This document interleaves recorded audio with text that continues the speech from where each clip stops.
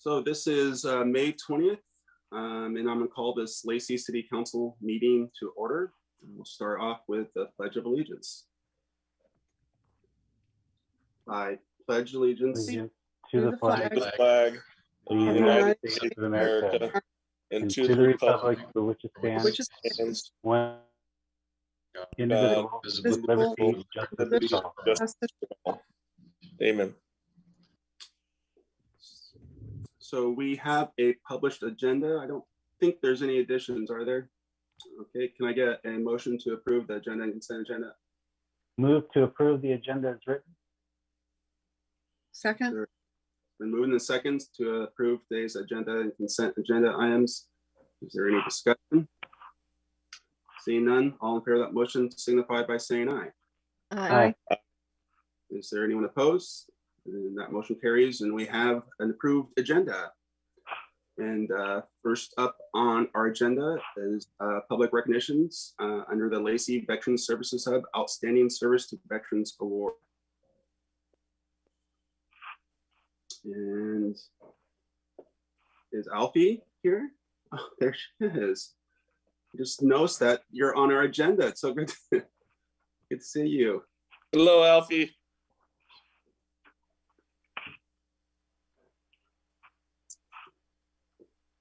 Hello, good afternoon to you, everyone. So good to see you. Nice seeing you.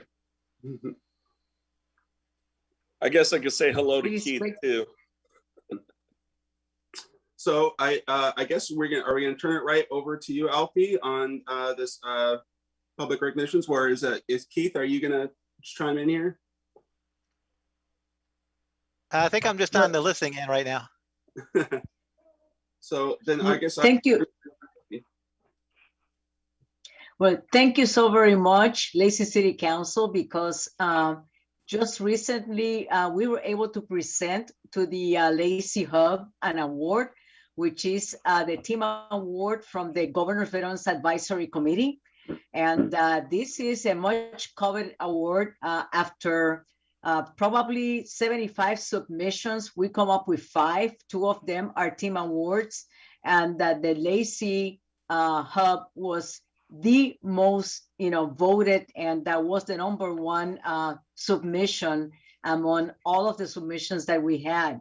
And I can tell you, we have been working from your Washington Department of Veterans Affairs with the Lacey Hub since the inception, when it was just an idea, when it struggled, when it came to funding, and when we had people who were on a volunteer basis, we're doing so much to be able to get it up to speed.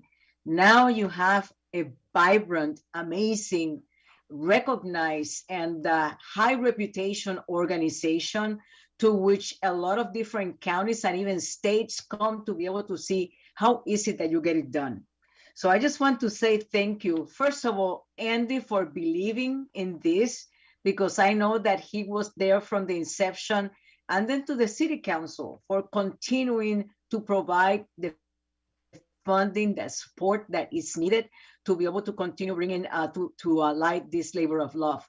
I can tell you that this area has the highest number of veterans who are connected to their benefits in all of the state. The Lacey, Thurston County, Pierce County area are definitely the highest connected. This is because of the work that you do. What that means is that we're putting a lot of money in our veterans' pockets, which means that it's disposable income that is later spent in the city and in the county. That's what we're talking about. And now, after the hub has been installed, we're talking about millions of dollars that are coming in on a regular basis to the county and the city to be able to get spent in our businesses and other organizations. So on behalf of the Governor's Veterans Advisory Committee, I just want to say again, congratulations to Keith and his team, and also to the Lacey City Council. Thank you so much. It's an amazing award to get and be able to be recognized for all the work that the hub has done for veterans and their families. And this is I'm going to do a shameless plug here. The Mayor's Gala was founded back on our 50th, and in support of our Lacey Veteran Service Hub for additional funding. And that's going to be on June 4th. It's going to be virtual this year, but for more information, you can find that on our City of Lacey website. And thank you, Alfie, for being there from the beginning as well. I remember cutting the ribbon and you being there, and you know, we never really dreamed way back then what it could turn out to be today. But I'm obviously very proud of all the work that Keith has done, and Steve from our public affairs, so all the work he's put in to bring this idea, this from an idea to where we're at today. It's of course Scott Spencer, city manager, you know, and has a lot of praise going your way too, Scott, for you know, getting us to this point. So thank you, everyone. Thank you, Alfie. And really appreciate the award. Yeah, great job, Keith. Great job, Alfie. Yeah, thank you. And we'll continue, obviously, working with you, Alfie, and keep up the good work, Keith. We're looking forward to the building being open and ready here pretty soon. Keith, when do we expect it to be full occupation? So we'll be running out of the new building on Monday. On Monday. On Monday, yep. Okay. Thank you, Keith. Thank you, Alfie. It's so good seeing you. Thank you. Would love to see the new additions and how it's been done. Yeah, we'll have to. I was lucky to go take a tour recently with Congresswoman Strickland, and it's amazing what, you know, the transformation from what we first saw when we walked in there all those years ago to what it looks like now. Now we have the whole building. It's amazing. So Scott, yeah, definitely work with the rest of the council to get some tours going. Absolutely. Yeah. Okay. Thank you. Thanks, Alfie. Hey, one last thing, Alfie. Keith, Yeah, before you leave, one last thing. Yeah. So I'm doing the event with Starbucks on the 26th. I don't know if Keith's going to be there, but definitely need to plug the Veterans Hub. So if you're not going to be there, Keith, I need to make sure that I do it justice. So. Okay. Oh yeah, we're on the schedule. We're going to be there presenting, so we're good. Everything's good there. Perfect. Okay. Thanks, Keith. So next up, it's public comments on items not on the agenda. We did receive a few written public comments, but we have no one signed up today for testimony, and so for verbal public comments. So next we'll go into our proclamation, and everyone has that copy in front of them, and I will start it off. It's the City of Lacey proclamation. Whereas transportation accounts for about a third of the energy use in Washington State and about half of our CO2 emissions from fossil fuels. And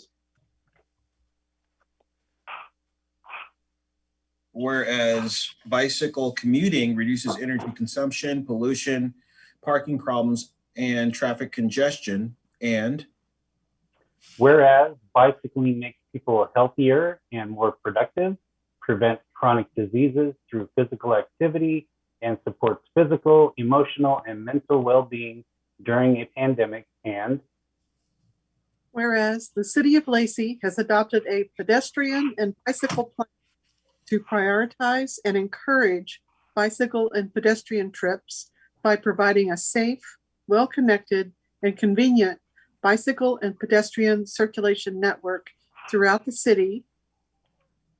And whereas the City of Lacey encourages and supports pedestrian bicycle facilities through our development standards. And whereas intercity transit with sponsors including the Capital Bicycling Club and many area businesses is hosting the 34th annual Bicycle Commuter Challenge during the month of May 2021.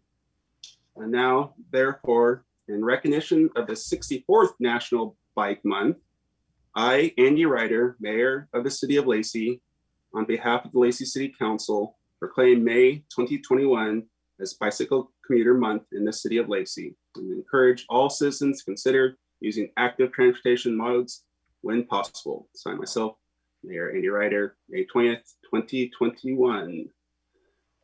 And to accept this, is there anyone, is Duncan Green here to accept it? I'll turn it over to you, Duncan. Thanks. Yeah, for the record, my name is Duncan Green, and I'm representing Intercity Transit and the Thurston County Bicycle Commuter Challenge. And I just want to say thanks to you, Mayor Ryder, and the council for proclaiming May as Bike Month in Lacey. And I also really like the way you all trade off reading the different sections of the proclamations. Kind of takes the weight off of any one of you to read the whole thing. It's a little bit verbose, but anyway, now we're in our 34th consecutive year. The Bicycle Commuter Challenge is the longest running bike challenge in our region, at least. And for those nearly 3.5 decades, the BCC has been encouraging people to use a bicycle for some of their transportation needs instead of driving. And many things have changed in that time. Our local bicycling infrastructure has improved vastly, and the number of people riding bicycles for all reasons has been on the rise. And you don't need me to tell you that we're in a time of change now, too. Many people are still working from home, others are still out of work or can't afford a car. And bicycling remains a lifesaver, though, and either as an affordable means of transportation or as a way to get outside and exercise for physical and mental and emotional health. And for these reasons, we're making it so that all rides count in the Bicycle Challenge this year, not just rides for transportation. For myself personally, I know that getting out on my bike each day, even if it's just for half an hour, has really helped me stay connected just to my own body and the natural world, and helped me weather the many challenges of life in a pandemic.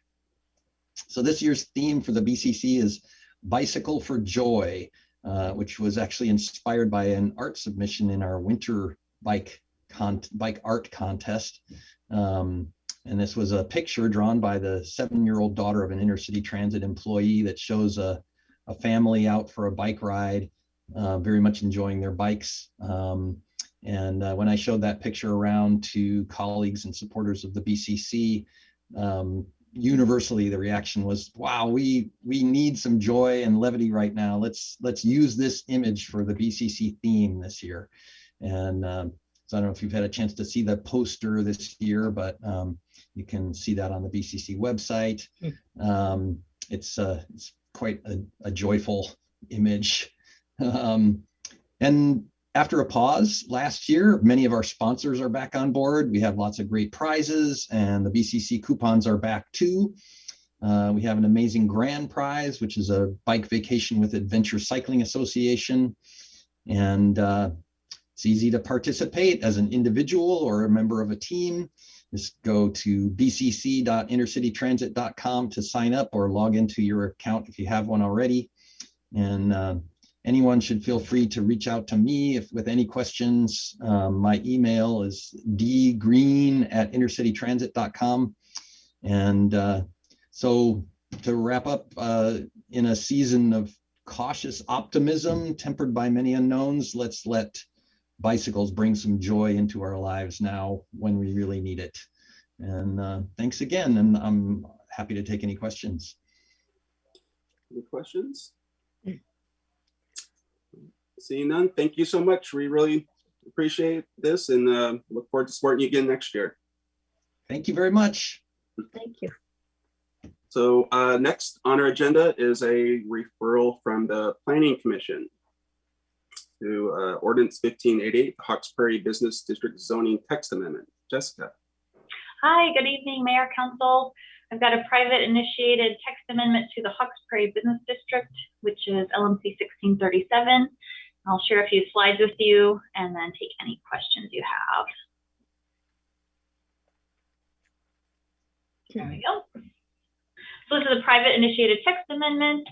And so the process for that was staff and agency review initially, and we agreed that it was something that we should pursue with the Planning Commission. And so the Planning Commission went through it with the applicant a number of times throughout January and March. We held a voluntary community information session at the end of March. It was really well attended and had a lot of questions, no real opposition, just questions. And so by the time we got to the public hearing on April 20th, we had no formal comments submitted in writing or at the actual hearing. So I think doing that outreach really early and answering people's questions really helped alleviate any issues that may have come up that we would have had to deal with later. So that was very effective to do an online community information session up in the Northeast area. And the Planning Commission made a recommendation that night of the public hearing unanimously to move this on to City Council. So let's look at the Hawks Prairie Business District. It's up there in Northeast Lacey, right on the north side of I-5. We'll zoom in a little bit more. So the Hawks Prairie Business District is actually made up of two sub-districts. So it's Hawks Prairie Business District Business Commercial and Hawks Prairie Business District Commercial. And it's a total of 570 acres. And surrounding it is light industrial, commercial, moderate density residential, a little bit of the UGA out here with low density residential, light industrial, commercial. This here's also the UGA, residential Thompson Place, and then this is that general commercial area right on the south side of I-5. So around you, there's Cabela's, there's the first roundabout, second roundabout, just, you know, if you need some context here. And this area has been the city of Lacey planning for a number of years, since the early 90s, in fact, in the Northeast area planning element. And this 1991 plan is still relevant because it really set the stage for the whole area, developed our zoning codes and design standards. And the idea was to have a regional commercial business employment center with parks and civic and residential and transportation corridors. I actually found a copy of it, a hard copy. I thought it was really interesting how far ahead we were in the early 90s about saying this mixed use area recommended to be given a new zoning designation. Hawks Prairie District would support residential, regional, commercial, retail mix of bank, office, and corporate facilities, and it would provide for dense mixed-use nodes. And here's kind of a picture of the uses, residential uses at a high density, 20 units per acre, limited to 10% of the zone. Medical facilities, hotels, motels, parks, retail, on and on and on. It's interesting to see something so long ago we planned is maybe going to come to fruition someday. So the vision for that turned into the zoning code, the 1637, and again, it kind of just took those elements of how do we encourage mixed uses of live, play, work, residential, commercial compatible development, really fitting in with the policies of the Northeast Plan, encourage that kind of flexibility and nice design standards, architecture and landscaping, and really create kind of a town center. So really encouraging the use of mass transit and other forms of transportation alternatives. So let's talk about mixed use as a concept for just a moment, because that is a huge part of the vision for the Hawks Prairie Business District. It was really about how do we create a downtown for the future, and to do that you need 5 types of land uses that are in balance: employment, entertainment, housing, civic, and commercial. And that really creates that vibrant, resilient, and experiential city, and it really is important for placemaking when you have a balance of those 5 land uses. And so that's the goal for that area. So the amendment does just a few small things in that area, which I think continues to figure out how do we actually reach the vision for the Hawks Prairie Business District. And one piece of that is in the commercial zones to allow medical and dental services on a small scale, so in a multi-tenant building, not just one very large giant building. Allow residential uses, because currently that's only allowed in the business commercial, not in the commercial. So it would create that mixed use concept across both zones.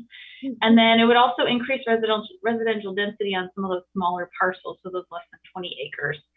And the whole intent of this, why the applicant put in this application, is to really figure out how do we have mixed use development across the entire Hawks Prairie Business District zone? How do we set the vision of the district? The important thing to note is how do we achieve the housing unit goals listed in that Northeast Plan? The housing goals were at about 1,200 units for that whole district.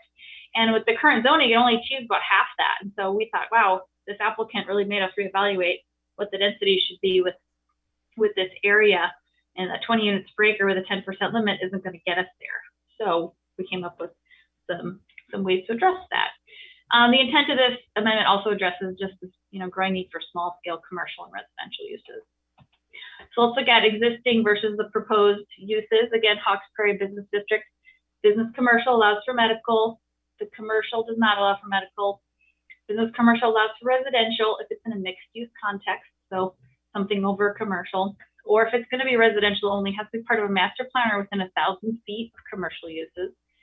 Commercial subdistrict currently doesn't allow for residential, And the business commercial that does allow residential limits the density to 20 units per acre, but only for 10% of the parcel. So let's look at the proposal and what's changed and what's not going to change. I'll go kind of left to right here, stay across the top. So currently, as for commercial or for medical, that's not going to change. In the commercial district, that's the request allowing for those medical uses on a small scale. In the business commercial, it allows residential. That wouldn't change.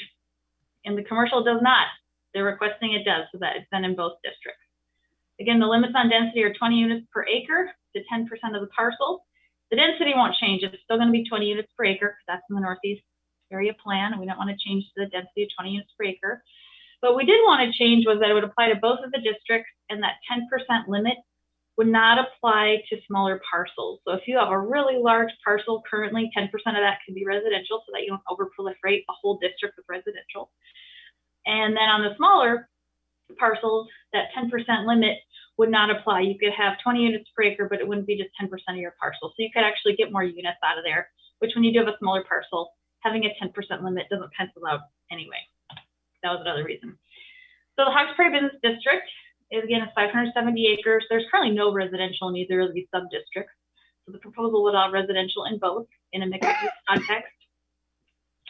And here's just the language. It's permitted uses, just right out of your packet here from 1637 in the permitted uses section.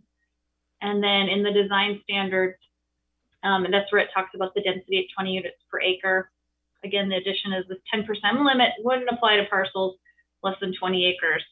And I have an amendment to the amendment, if you don't mind. Stephen, I did some last minute wordsmithing. So this is not substantive. It's just a tense change of a verb. How about that?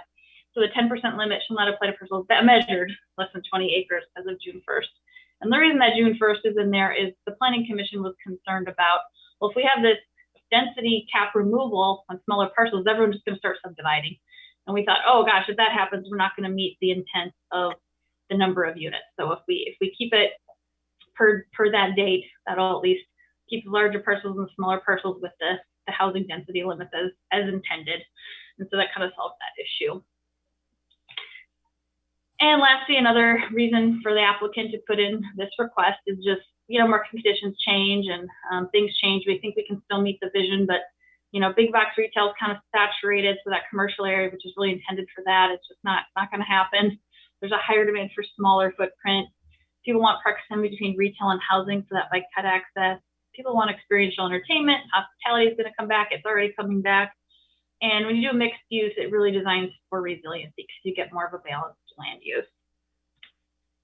And with that, I'm going to stop sharing my screen. And I would go ahead. I would move to approve Ordinance 1588 related to a private applicant initiated zone text amendment to LMC 1637 related to permitting residential and small scale medical dental uses in the Hawks Prairie Business District C sub-district and removing the 10% limit on smaller parcels. Second. Been moved and second. Is there any discussion? Deputy Mayor. I'm not against this at all, but I was not sure why you didn't just make it one zone to the more flexible one and then just correct the other small amendment to make sure that it was clear about 10% stuff. I'm just curious about that. It seems like it would be easier. Good question. There is permitted uses listed in the zoning code for the business commercial and the commercial. Currently, the commercial is a little more flexible. So the only thing that would change is just that residential component. So I guess this was a private initiated application. And so we just kind of negotiated through the way what would make sense with probably the least amount of overhaul. And this seems like a pretty surgical fix, but good question. Okay. There was probably a number of ways we could achieve the vision. That is for sure. Okay.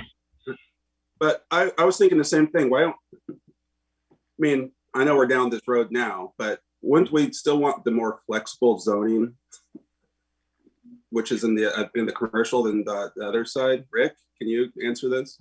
Yeah, the reason there's two sub-districts is the one sub-district, the commercial, is more focused on commercial and retail type uses, and the larger business commercial districts more focused on not only commercial, but also and the residential, originally the residential and and the office, corporate headquarters, and some accessory supporting warehousing. So it creates more of a corporate aspect. So going in and looking at this amendment, allowing the residential and that commercial only helps benefit that mixed use concept, but we're not allowing all the uses that are allowed in the Hawkesbury business commercial, which could be a whole different type of focus for the commercial only area.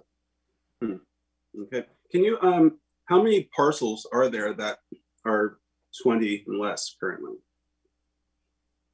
Oh, Rick, do you know that off the top of your head? I know we calculated this so we can figure out the density. There's roughly around 7 or 8 parcels, and I think Jessica showed a map in her presentation. It's really the parcels that are along Marvin Road and north of Britton Parkway. Okay. Marvin Road, north of Britton Parkway. Okay. And the other part of it too, and it's not just allowing residents, but you still have the master plan design standards that you have to have part of a mixed use master plan or within 1,000 feet of commercial. There's other elements that make sure that it's a mixed use project, not just a parcel developed completely with just residential. You have to have a commercial or mixed use component with it. Unless it's master plan. If it's master plan, it's got to have that mixed use component, yes. Okay. Councilor Miller? I think he just answered my question. I was just asking if the 10% rule was removed, what's to stop them from just building out, apartment after apartment, house after house without any open spaces? So, I mean, if you look at at this district, I mean, it's mostly the area that's now owned by the tribe, right? Chris, they're the largest landowner in the area between Carpenter Road and Marvin Road and Britton Parkway and I-5. But there are also other property owners within that area that have the same subject zoning. I was just curious, has the tribe commented on this since they were being affected by it? We have been informing the tribe of this action, and they are aware of it, yes. They haven't commented directly on it, no. Okay. Is there any other discussion? Well, the motion's been moved and seconded. All in favor of that motion signify by saying aye. Aye. Aye. Is there anyone opposed? Then the motion carries. Thanks, Jessica. Thanks, Rick. Thank you. Good night. Good night. Yeah, good work. Then next up is a referral from the hearings examiner. Reese. All right, and as Reese is coming on, I just want to take this opportunity to introduce Reese. Reese Fant is our assistant planner for the city of Lacey in our department. He's been with the city for just over 2 years. And so this is his first opportunity at a council meeting to present a hearing examiner's recommendation. And so he's been the project planner for this referral from the hearing examiner conditional use permit 20-101, a wastewater lift station. So I'll turn it over to Reese, but just want to make sure that the council had a proper introduction. Thank you. Good to see you, Reese. Good evening, council members, Mr. Spence. So we have a capital facilities project here. I'm going to share my screen. It is for a lift station off of Willamette Drive. It is a replacement of an existing pump station and is being moved just slightly over to the east. Let's get this going here. All right, can everyone see that? Yes. Perfect. Okay, so lift station number 19. Here we just have a proximity map of where it is, the parcel number 2659 Willamette Drive Northeast, close to where the last presentation was at, but just over to the east there, north of I-5. And then here on the right side of your screens, you'll see the old lift station here, and then where the new proposed one is at. There are some unique conditions that have come with this conditional use permit for this site. Specifically about the north boundary here. It has a reduced setback and landscape requirements up there to the north. And the reason because of that is north of it is a large drainage pond. And so it kind of, the purposes of the setback and landscaping need not apply in that area. This was a conditional use process, so it went through quasi-judicial. Here we have the key dates and steps within the process, starting with the notice of application, reaching out to the public for comment, as well as the mitigated determination of non-significance, Throughout this whole process, we've had no public input, just the input from the respected agencies that we route our materials to. Notice of hearing, staff report and conditions. We held our hearing with the hearings examiner on the 30th of March. We received his recommendation on the 13th of April. And here we are now with the recommendation to the city council.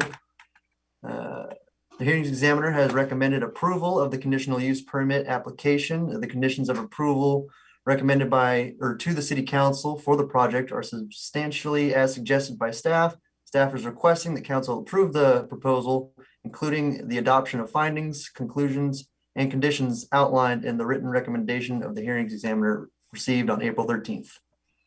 And if anyone has any questions, I'll be happy to answer them to the best of my ability, or if needed, it's more technical, we can bring on someone from our public works staff. Can you stop sharing your screen? Yes, there we go. Is there any questions? Can I get a motion? I'll make the motion that we accept the conditional use permit for 20-101 wastewater lift station.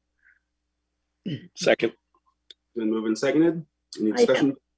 I just have a quick question, and I apologize. My iPad refused to load it, so I had to go to my browser. So I read it really quickly, and it might be in the conditional, the whole record, but I might have missed it. What are you doing with the landscape and the old lift station? Is there something that will be done there? I believe it'll be maintained as it is, but nothing will change on that site. So you're not going to plant it or do anything like that? On the old site, I believe it remains as is. Puna, would you like to comment on that?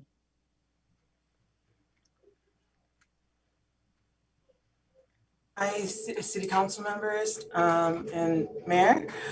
So at the existing lift station number 19, we will abandon and decommission the existing lift station and keep it. We have an easement there, and we will be removing all above ground items and below ground items, and but we will be keeping the easement for any future use.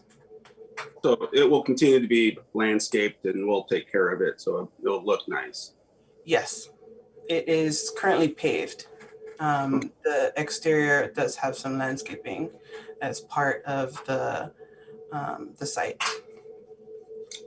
I guess my only question, and I'm not sure if this we have an answer to this, but obviously we're not doing the same setbacks and landscaping on this project because we're saying because there's the property in the back that sort of is doing that for us.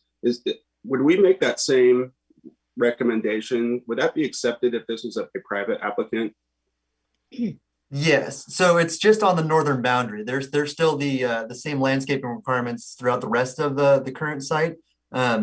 However, on the north site, it drops down into a stormwater pond, and then that goes for a great distance. And then on the other following side is a warehouse building. So I believe the conditions would still be the same if it was a private applicant. Yes.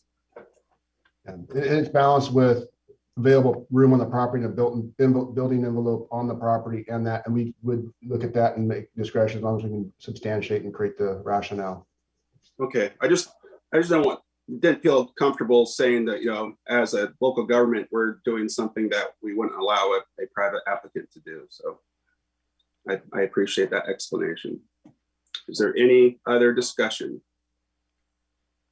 Then there's been a motion and a second on this conditional use permit. All in favor, signify by saying aye.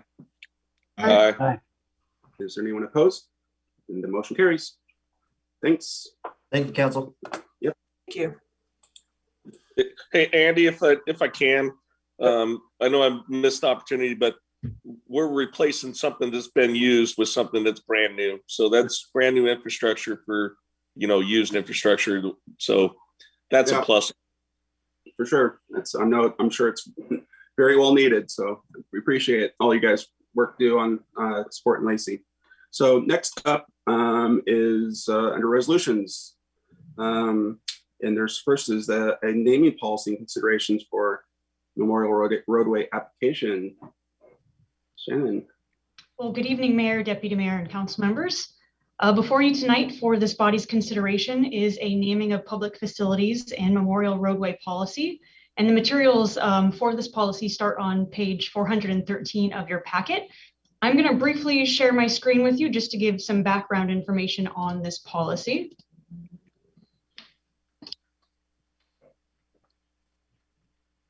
Can you all see my screen? Yep. Great.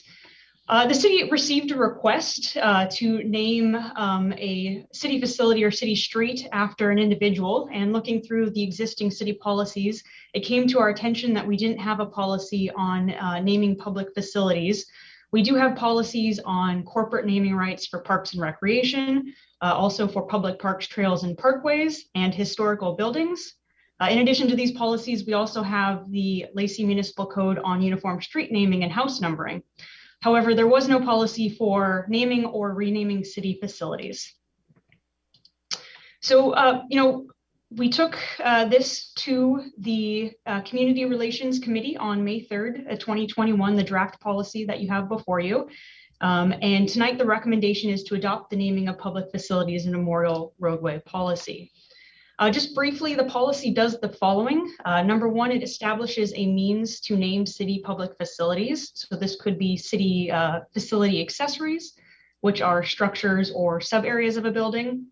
City public facilities, which are city-owned buildings, utility facilities, and other city facilities, which I just described as accessories. And then finally, it also allows for memorial roadways. And importantly, memorial roadways, they do not replace the actual formal navigational name of a street. It provides a secondary name. Secondly, it establishes criteria for naming public facilities, and you can see the full list here provided to you.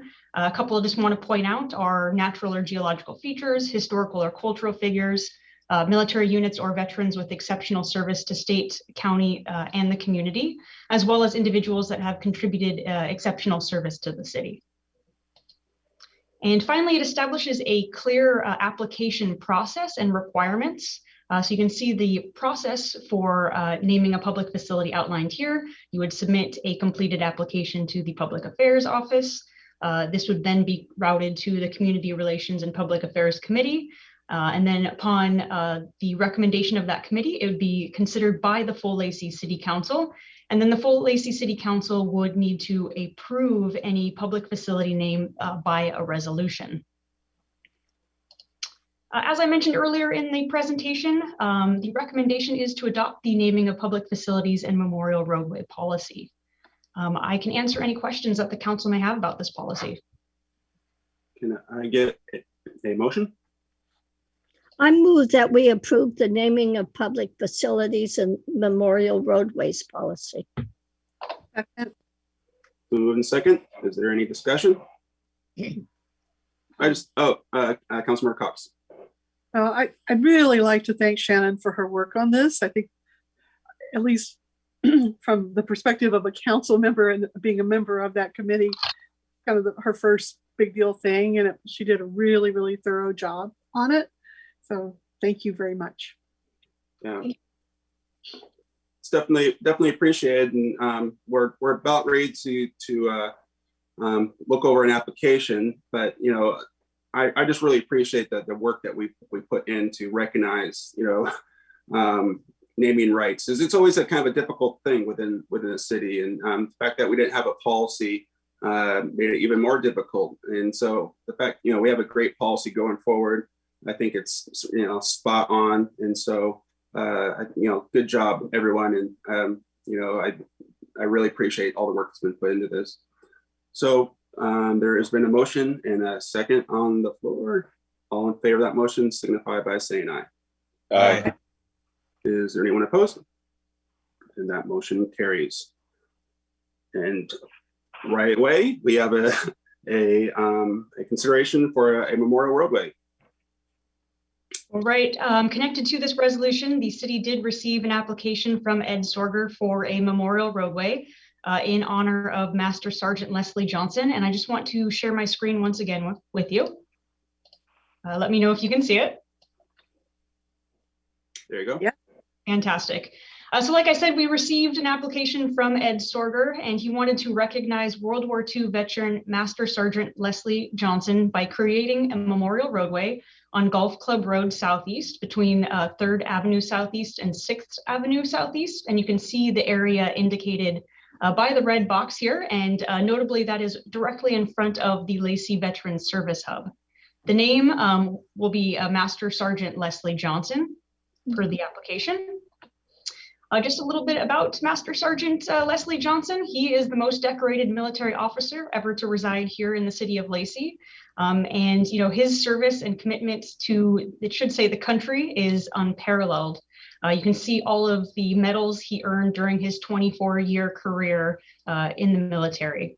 Master Sergeant Johnson retired in July of 1967. So reviewing the application for this memorial roadway, it certainly meets the policy for a memorial roadway, as it would honor a veteran with exceptional service and contributions to the nation, state, and community. So the recommendation before you tonight is to approve Resolution 1004, creating a memorial roadway in honor of Master Sergeant Leslie Johnson. I would move to approve Resolution 1104, the application for a memorial roadway in honor of Master Sergeant Leslie Johnson, submitted by Ed Sorger. I second. Second. It's been moved and second. Is there any discussion? Mike, thanks for starting. This has been long in the making, and it's totally worthy. You know, Leslie lived and breathed Lacey and everything that America stands for. So I couldn't be happier for him and his family.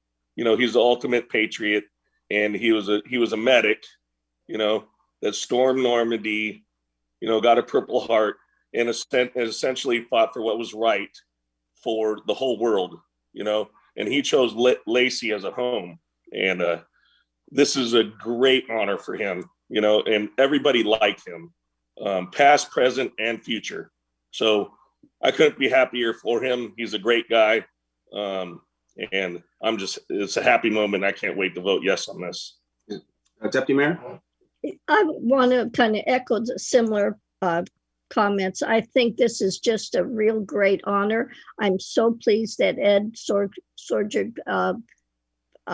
submitted this application, and I think it'll be a really great thing that it's right next to the Vets Hub. So it's a really good honor, I think.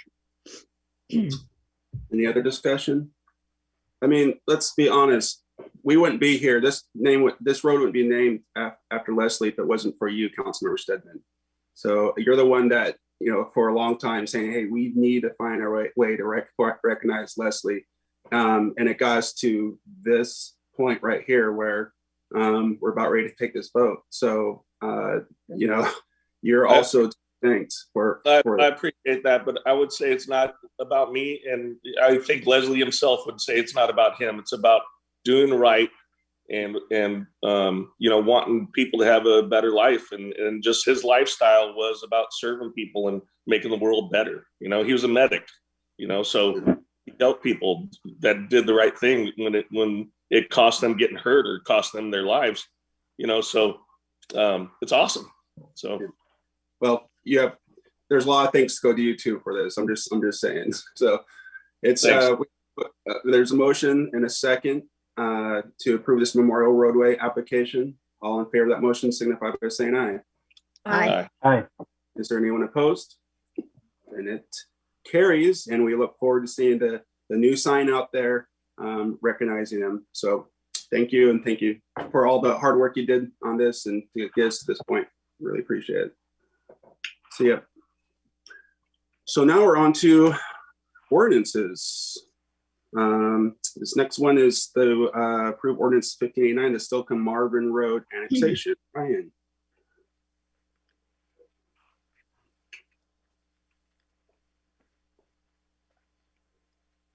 A long time coming. Here, Ryan. Good afternoon, Mayor and Council. Give me 1 second to be able to share my screen.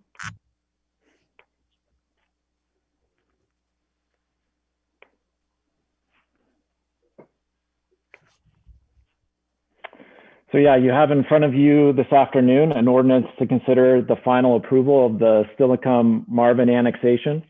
As I think you just mentioned, it's been a long time coming. We've been working on this now for the better part of 3 years. So it's actually kind of hard to believe that we finally come to the point of a final decision on this annexation.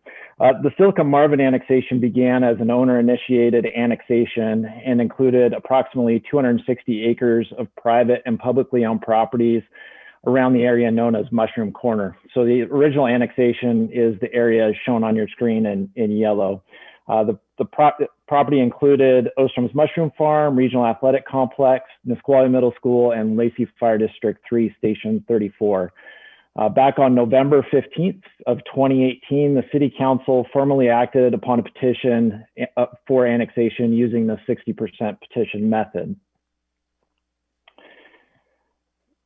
On November 30th, 2018, the city filed a petition with the Boundary Review Board for Thurston County. In a decision dated April 23rd, 2019, the Boundary Review Board required an expansion of the annexation boundaries by an additional 150 acres. And that's the map now shown on your screen. That would also include surrounding neighborhoods, including Hawks Ridge, Bicentennial, STEILACOOM Heights, Hawks Glen, and Hidden Forest neighborhoods.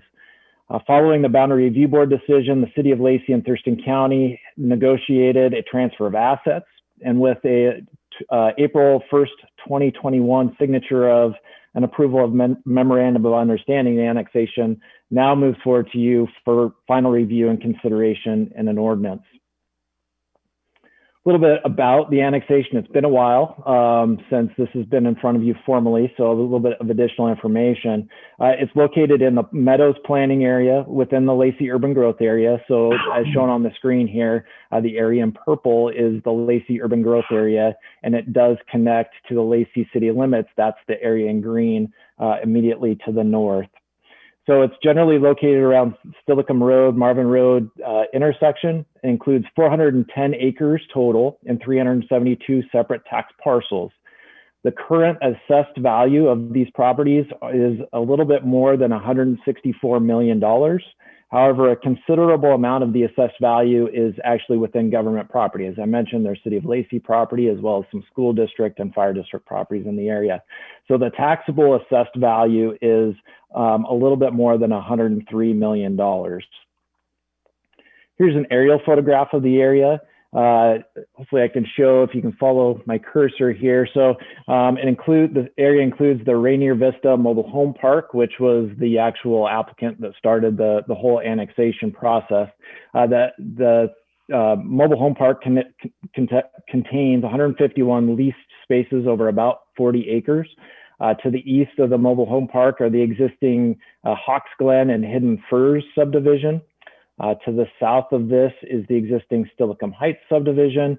We have the Lacey Fire District 3, Station 34, and then to the south, the Regional Athletic Complex. To the west of that, across Highway 510, which is also Marvin Road, is the future RAC Phase 3, as well as Graceworks Church. So this would annex a church that's located along STEILACOOM Road as well. To the north of that is Nisqually Middle School, and further north is the Bicentennial subdivision, which contains a mixture of single-family and multifamily units. Coming back here is the Hawks Ridge subdivision that's on the east side of Marvin Road, and then to the south of that is the Ostrom's Mushroom Farm facility. Here's the zoning for the area. It's a mixture of zoning, but mostly contains residential as well as open space institutional zoning. So much of the developed single family lots are zoned low density 0 to 4, and that's the lightest color yellow on your screen, except for the northern portion of the Bicentennial subdivision, which is that tan color, that's zone moderate density residential. Ostrom's, the existing mobile home park, Fire District 3, STEILACOOM Heights, and the future expansion area of the RAC are all zoned low density, 3 to 6 units per acre. Nisqually Middle School and the current RAC are zoned open space institutional. The RAC Phase 3 property is zoned a mixture of high and moderate density. It's important to note with all of the zoning that in accordance with our agreements that we have with Thurston County, the zoning needs to remain as is upon annexation. With the annexation as well, all of the fronting right-of-way is annexed. So therefore, MARVIN and STEILACOOM roads and their associated right-of-ways, as well as the streets within the internal subdivisions, are all annexed. MARVIN Road, as I mentioned in this area, is Highway 510. But just to cap this off is that there's about 9.4 lane miles of public streets within the annexation area that the city would take ownership of. Since the Boundary Review Board decision, there's been a couple additional items that I just wanted to mention for your information in your decision-making process. One is probably the biggest change in service to the area, obviously, is related to police service.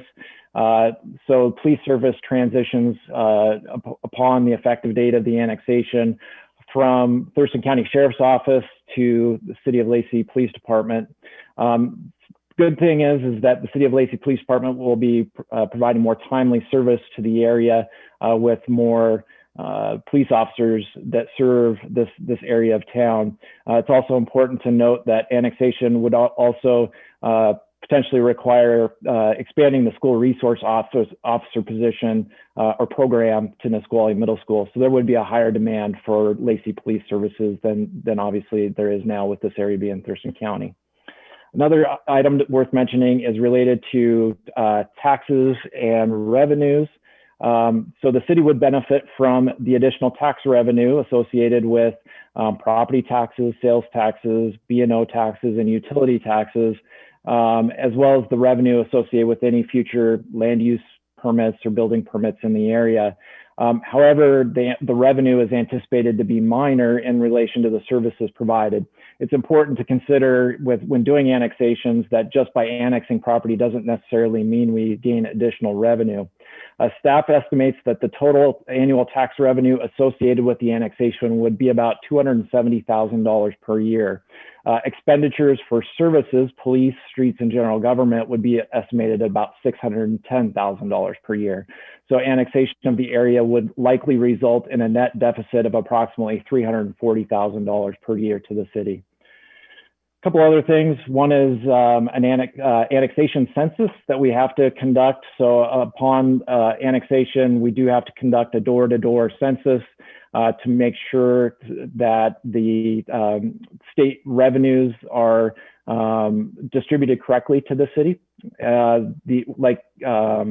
One other item is, like other recently completed annexations related to fire bond indebtedness, we are recommending that we specifically waive the city's portion of the fire bond indebtedness with Fire District 3 so that those that are annexed aren't paying this levy twice. So with that, the next step, as I mentioned, is to take action through passage of an ordinance to approve the annexation. Upon final annexation, we do provide notice to residents and those affected by the annexation. We've already started doing that in preparation for the annexation and have already started to reach out to the neighborhoods in the area. The last thing I want to mention is if the ordinance is passed, the effective date of the annexation would be June 1st of 2021. So with that, I'd be happy to answer any questions. Ryan, can you go back and show, there's a couple council members that were not here at the very beginning. This started off as a, applicant initiated, as you said. Then the county evoked jurisdiction on this and increased it significantly, right? And that's what's in the shaded areas, right? Is what the county originally came back to is the shaded areas outside of this, what we finally agreed on. And so this was going to be considerably larger annexation, which would have been even more, a little bit more of cost to the city. And so this is what we got as a negotiations between the county and the city. And so we are adding obviously some residential here, but not nearly as much residential as the county originally proposed. So I just want to give. Maybe I can provide a point of clarity here. So the original application was for the areas in yellow on the screen, and so the the original intent of the annexation was to annex the regional athletic complex, as well as the annexation of some properties for some of our regional stakeholders as well. The county did suggest adding to this. They wanted to eliminate any potential for unincorporated islands, and so the area that you see on this map that is all in color, including everything from Tango Wild East all the way over to Hawks Glen, was proposed for annexation. And then the final outcome was this map that was kind of a negotiated middle point, so that we didn't have to annex as much residential as we did. That's what the Boundary Review Board determined and decided. And so really at this point, we have no ability to change those boundaries. Your only real options are to approve or deny the annexation. Yep. Thank you. You can stop sharing your screen. Can I get a motion? I would move to approve Ordinance 1589, the STEILACOOM Marvin Road annexation. I second it. It's been moved and second. Is there any discussion? I think this is. Oh, sorry. Go ahead. No, go ahead, Mike. I think this is great. I still don't understand why they wouldn't want more residential being annexed, being it's really just a break even. Sometimes it even costs you more than it normally would. It's not like we're taking any commercial. So it doesn't make any sense, but some is better than none at all. And we're just one step forward. Everything's good coming out of this. Councilmember Miller. Oh yeah, for Ryan. Hey Ryan. Okay, so initially it was the Hawks Glen owner who applied. It was the Rainier Vista Mobile Home Park. Rainier Vista. Owner. Yeah. Which is in the blue shaded area. Let's see. I've got to go back and look at my slides. No, that's Hawks Glen. It's to the west, immediately west of the blue shaded area. Immediately west of the blue shaded area. It's yellow. It's got a parcel line that goes right through the middle of it that makes a little swoosh. Okay. And then so I was just wondering, I thought it was weird that the initial applicant, it appeared just above STEILACOOM Heights. It almost appeared as if the initial applicant, when the county drew up the first, that the initial applicant was not in that square. Oh. That's what it seemed as if. Anyway, how much longer is the mushroom farm going to be there? It's gone. It's gone. My understanding is that they've moved much of their operation to Eastern Washington, but they still own the property. They're not making mushrooms anymore, though. There. Yeah. Okay, and then that is zone 3 to 6. Is that right? That's correct. Low density, 3 to 6 units per acre. And how many acres are there? Roughly 60. Don't quote me on that. That's maybe 60 to 80. Mushroom property. Is that what you're talking about? So that was my next question: is there any indication of what they're going to do with that property in the future here? Not at this point.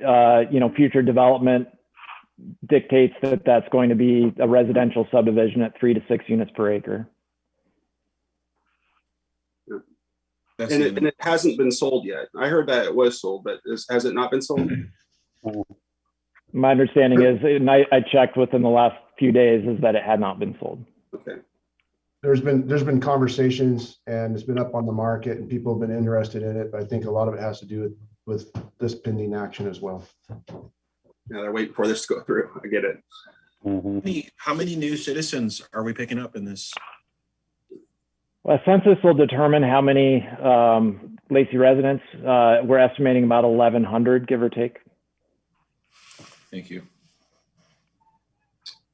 Is there any Potentially other, more with that mushroom property.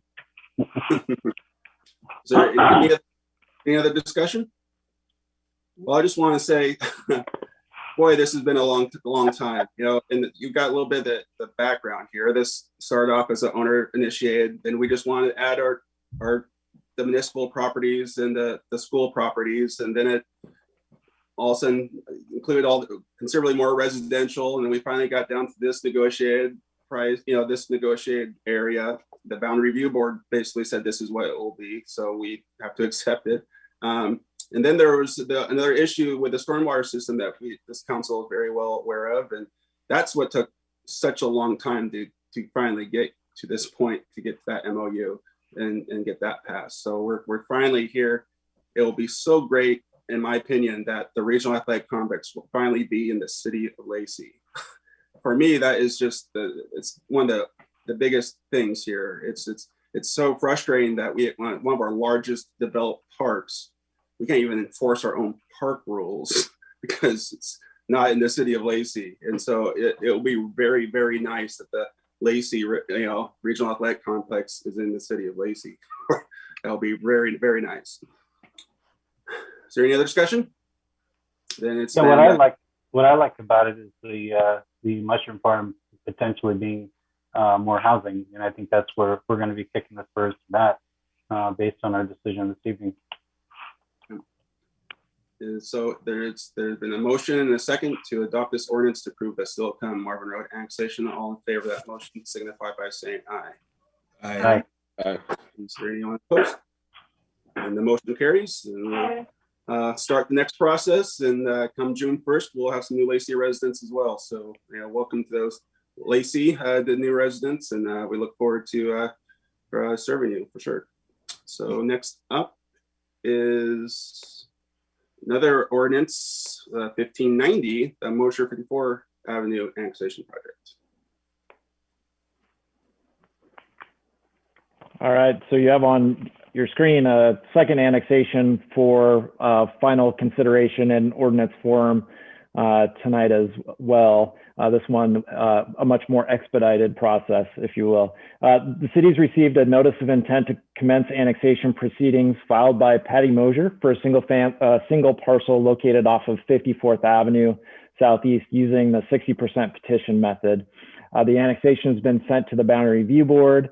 For their review, the Boundary Review Board has declined to invoke jurisdiction, so the application returns to the City Council for final consideration in ordinance form. The area proposed for annexation is shown on the screen here. The single parcel located in the Lakes Planning area within the Lacey Urban Growth Area, east of Ruddle Road and north of 54th Avenue Southeast. It's approximately 9.9 acres. The property is undeveloped and has a current assessed value of $222,000. Property is zoned low density 0 to 4 units per acre. The purpose of this zone is to allow single family residential development at a density of up to 4 units per acre for larger lot size development adjacent to environmentally sensitive areas. And this is located on the shores, if you will, of at the southeastern corner of Southwick Lake. Like the other annexation, upon annexation, the zoning of this parcel is to remain the same as required by our annexation agreement with Thurston County. Going back to this slide again, as you can see, it's surrounded on essentially 3 sides by property that's already in the city limits, and in fact, all of the city streets that serve this area are all the streets that serve this area are already city streets, or they're already within our right of way. The city utilities are available to the property. Obviously, it has not yet been developed. The family that owns it would like to develop it for a number of single family homes for their own family to live on. The last thing I'll mention is that just like any of our other recent annexations, including the previous one, the annexation will require the assumption of our bonded indebtedness, except that the ordinance in front of you tonight specifically waives the city's portion of the bonded indebtedness associated with Fire District 3, so to prevent the property owners from paying both the Thurston County fire levy as well as the Lacey fire levy. So the next step in the process is an ordinance that's in front of you tonight. Upon final ordinance passage, notification will be sent out to the property owners in the area, as well as the affected jurisdictions. So with that, I'd be happy to answer any questions you might have. I would move to adopt Ordinance 1590 to approve the Mosier 54th Avenue annexation. Second. It's been moved and seconded. Any discussion? Seeing none, all in favor of the motion, signify by saying aye. Aye. Any Aye. opposed? Then the motion carries. Thank you. Look forward to that getting developed, and appreciate them adding to the bond indebtedness too, and then we can share that out a little bit more. It's always appreciated. So next up is the mayor's report, and then the first on my report is to the recommendations to the appointments for the Commission on Equity. Back to Shannon. Well, good evening again, Mayor, Deputy Mayor, and council members. It is the recommendation that we appoint the 7 individuals to the Commission on Equity, and I'm going to share my screen really quickly and go over the individuals. So it is recommended that we appoint Christine Stolberg, John Hedgewood, Thelma Jackson, Clifton Brown, Ann Clay, Makita Hart, and Kim Sauer to the Commission on Equity. I'd be happy to answer any questions the council may have. Been over through this before, so I would make the motion to approve the 7 individuals recommended by the Equity Work Group to the Commission on Equity. I second it. Moved and seconded. Is there any discussion? I just want to thank the Equity Work Group again for doing all this hard work and going through the application process, and they picked some really great candidates here, and I really look forward to working with Commission and doing some great work together. Councilmember Cox. I echo the mayor's sentiments and very excited to see the work that's going to come from this newly appointed group, and wish them well, because this is we're just living very interesting times. I know there will be challenges. Councilmember Miller. I also don't want to forget to thank Kelly Adams for all of her hard work and getting this thing up and running and off the ground and into motion. So thank you, Kelly, for all your hard work. Yeah. So just a little story. I was happened to be up in Bainbridge Island this past weekend, and there was a city Bainbridge farmers market, and walking through the farmers market, they had the exact same thing, a work group or a commission on equity for the city that they're just getting started as well. And so there were several of the commission members that were there, and I had a long conversation with them and gave them my information and said, hey, once we get established, a little more established, and once you're a little more established, let's, make sure we stay in touch, because there's no sense reinventing the wheel, especially when it comes to, looking at policy decisions and stuff like that. And so, I look forward to, working with other cities that are doing the exact same work as well. This has been really a long time coming as well. Yeah, I think it's been 5 years, maybe 6 years when we first was introduced. Yeah, 6 years that we were, the deputy mayor and myself in particular were introduced to the real council at the National League of Cities, where cities were starting to take up this work. And since then, I've been very involved with the real council. I've been the board liaison to the real council for the past 3 years, and so on their executive team. And there's been so much information I've learned that I just was not aware of. And so it's probably where I've grown the most as an elected official, is when it comes to this issue. And I really do look forward to working with this group and becoming a more equitable place to live here in the city of Lacey. And that's, we all love our city, and I really appreciate all the national accolades we've received lately, and I think will continue to go in that direction as we do this much needed work. So looking forward to voting on this and getting this work underway. Is there any other discussion?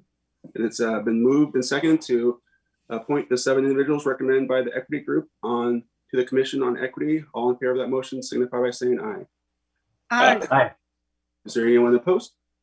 Then the motion carries. Thank you. So now we're on to the city manager's report. We should have one other appointment, Mayor. Oh, you're right. I'm just trying to skip over the appointment for Councilmember Greenstein and Stedman to the Left One Disability Board. It's that time. They've both been serving on this board. And so I would recommend that we do appoint Councilmembers Greenstein and Stedman to the Left One Disability Board. Is there a second? I second it. It's been moved in second. Is there any discussion? Lenny's not here to defend himself, so. Exactly. Yeah, because you miss a meeting, you get appointed stuff. That happens. Any further discussion? Then all in favor of that motion signify by saying aye. Aye. Aye. Anyone opposed?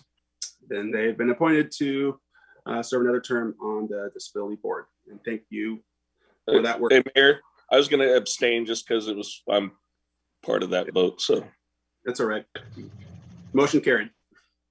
So now we're on the city manager's report.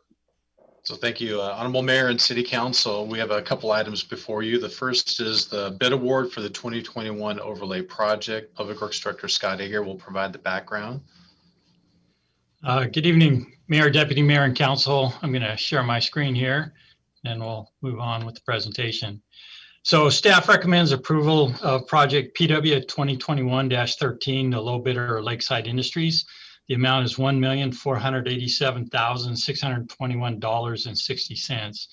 There were 7 bidders on this project, so we got great bids, 40 working days, and work's expected to begin in July.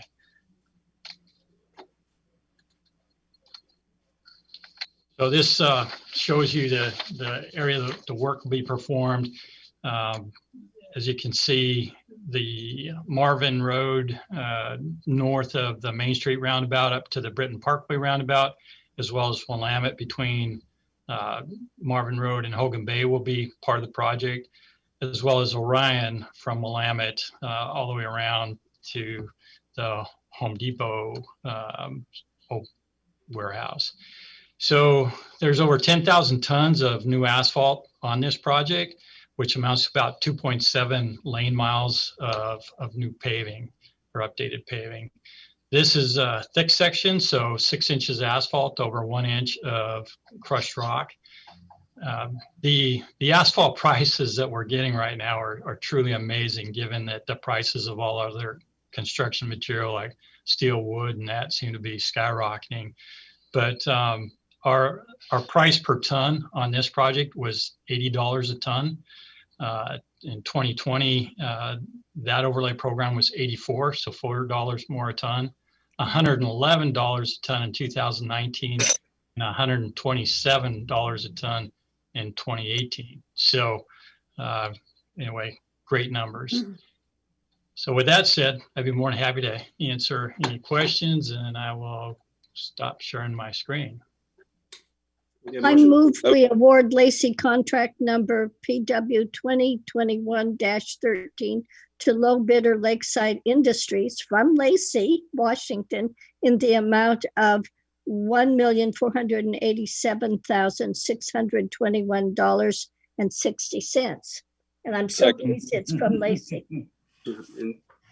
Moved and seconded. Is there any discussion? Councilmember Stedman? Well, the deputy mayor stole my thunder with the Lacey business, which is great. But I just want to point out the fact that we saved, what is it, $312,000, I think it is, roughly within a few $100s. So that's always great. And again, new infrastructure replacing old infrastructure. So it's a win. Yeah, it's amazing. Do we know why it's going, asphalt's going for so cheap right now? No, you know, we've talked to Lakeside, and they said barring some major, international catastrophe like refineries going down or that kind of thing, that they expect prices to be, remain in this level. And Today we bid the Carpenter Road overlay project, which is slightly larger than this. So that'll come to council in 2 weeks. That bid at $87.50 per ton. So a little bit more than this, but still in that same ballpark. But yeah, it's hard to explain. Yeah, I guess some of it has to be supply and demand, but you'd think that there'd still be quite a bit of demand out there, but maybe because of the pandemic, who knows? Anyway, yeah. It's always good to save some money for sure. Deputy Mayor? Just very quickly, because some of these involve major roundabouts where there may be trucks and stuff, do you perceive that there'll be any problems with moving heavy duty trucks during this period?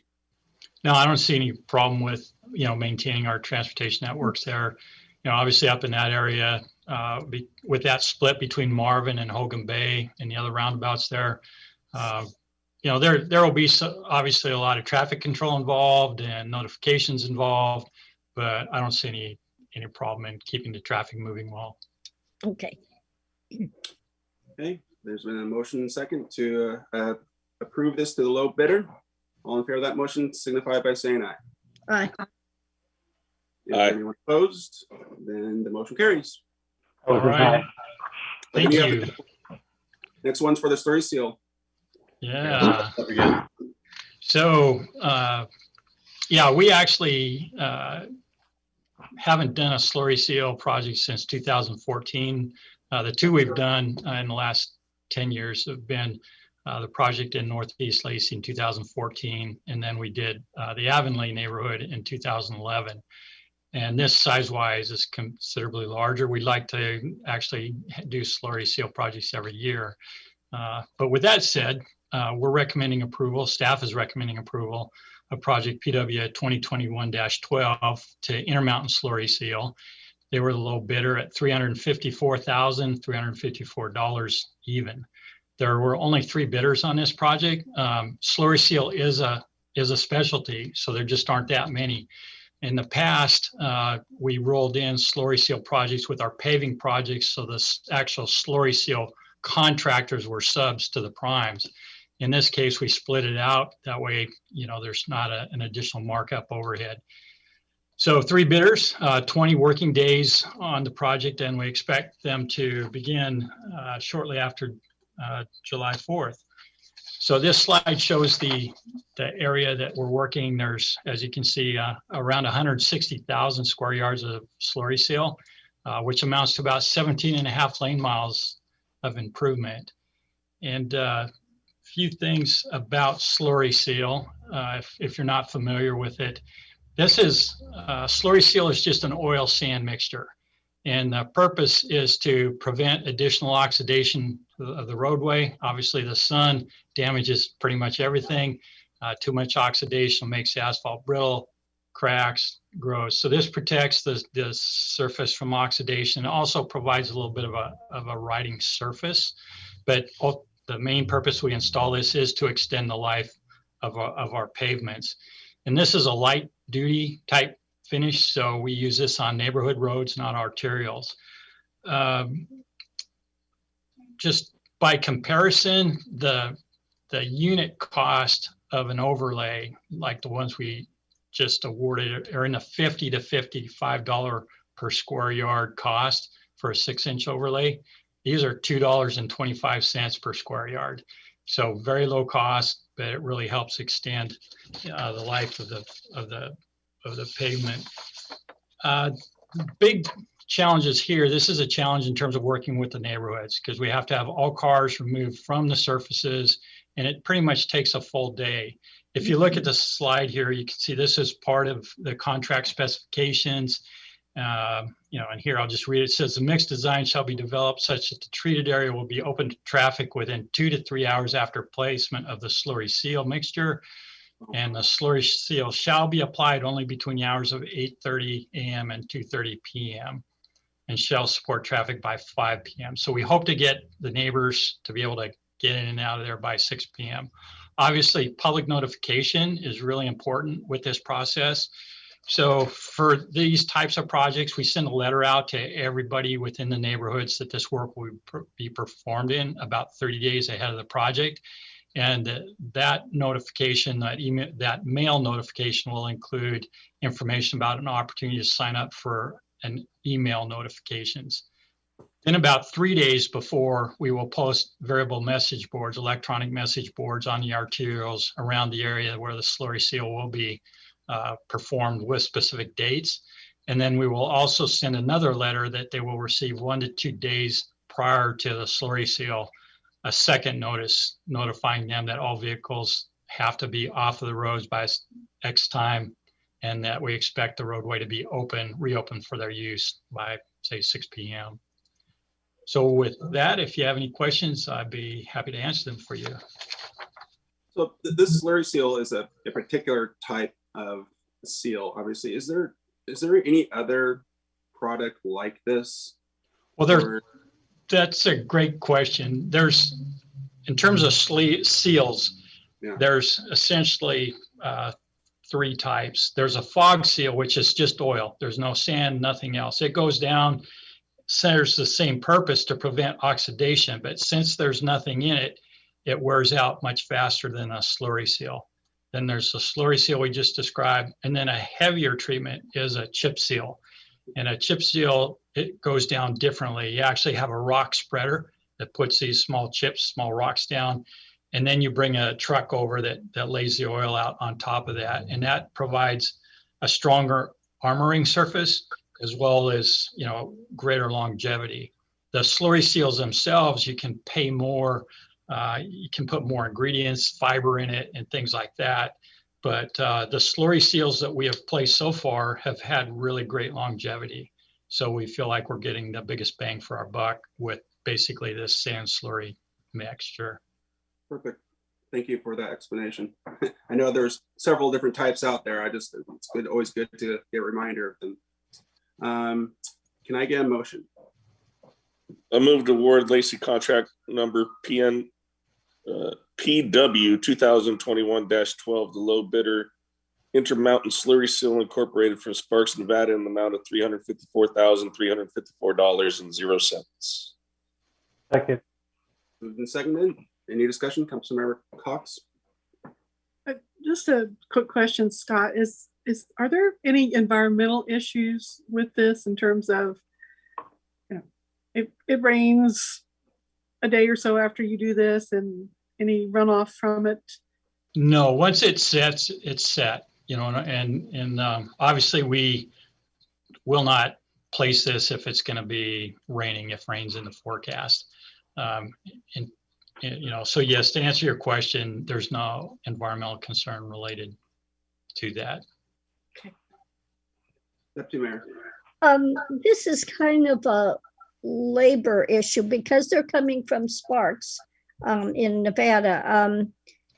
And it's only like just a little over $350,000.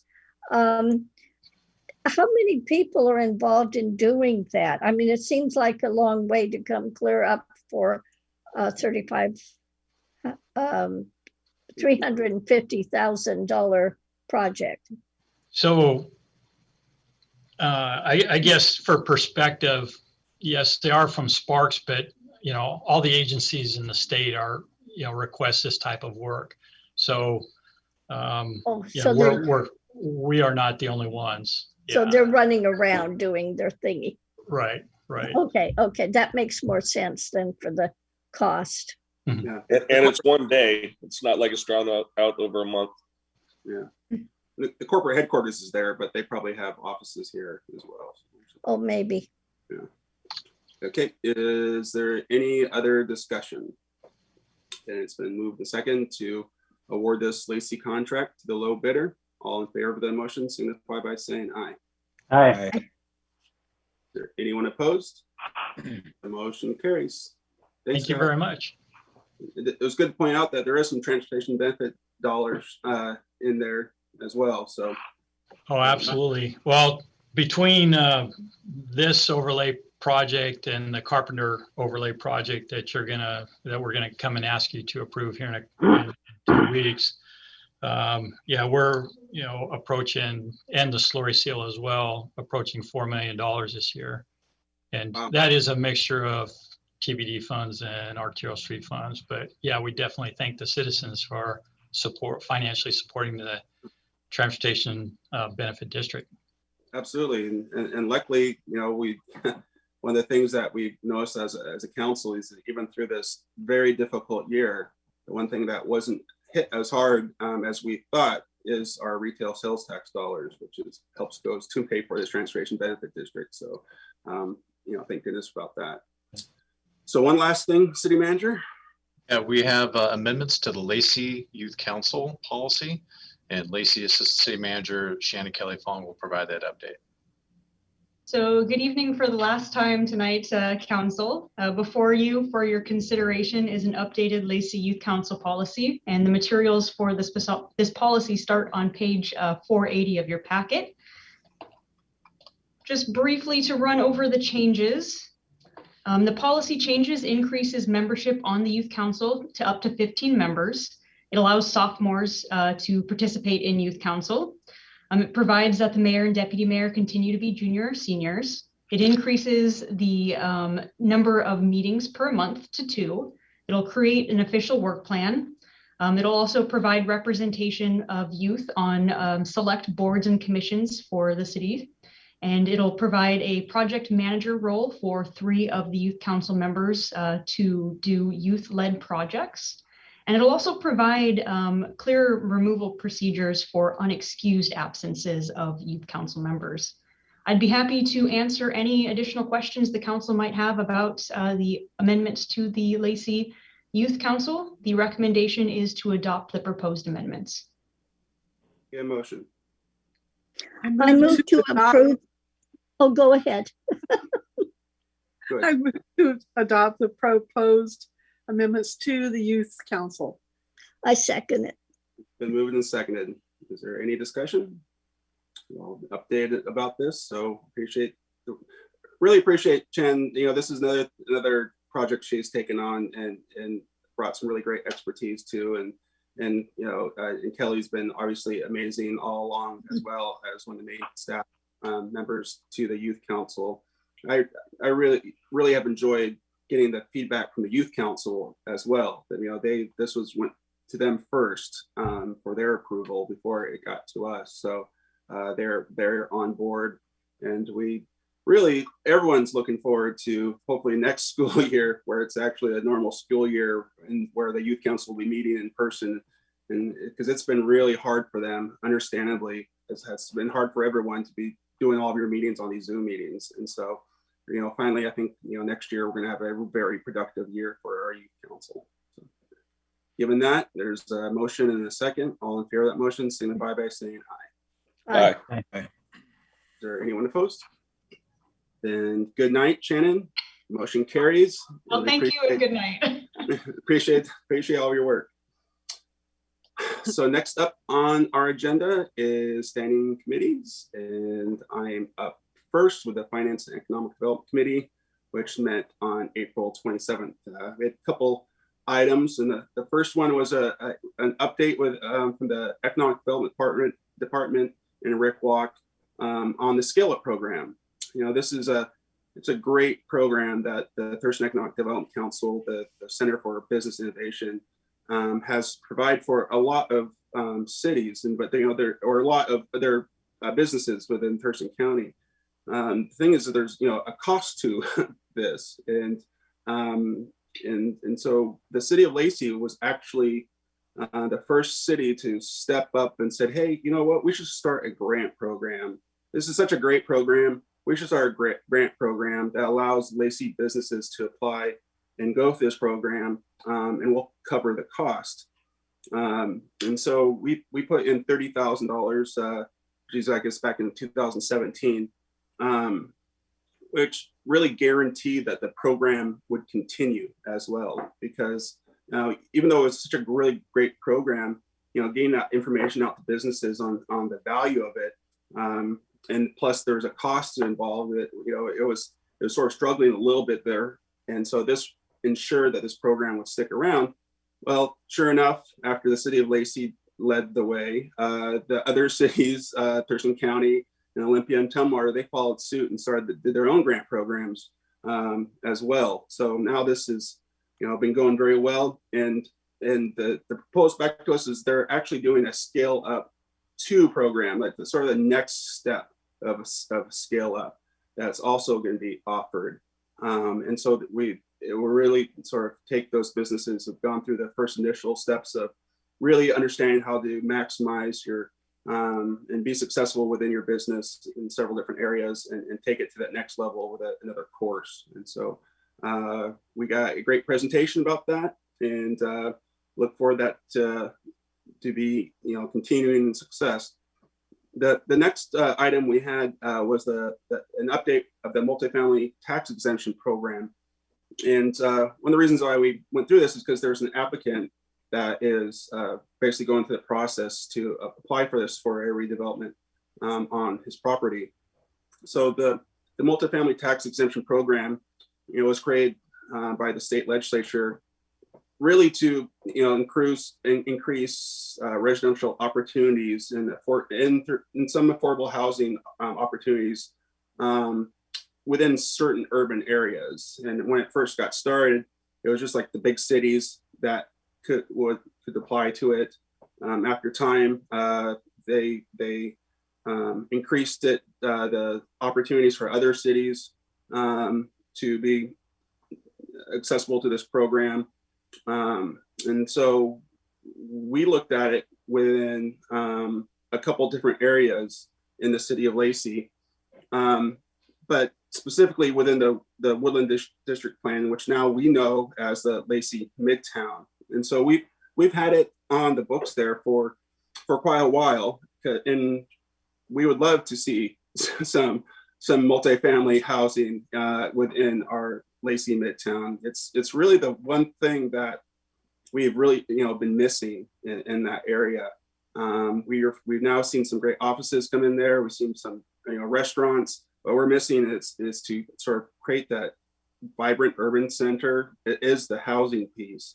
And so luckily, MJR, we all are very familiar with MJR, has bought several pieces of property within our Lacey Midtown, and they're looking at a specific piece of property that's been vacant for, I don't know how long, but for a very long time, and it's been sort of an eyesore.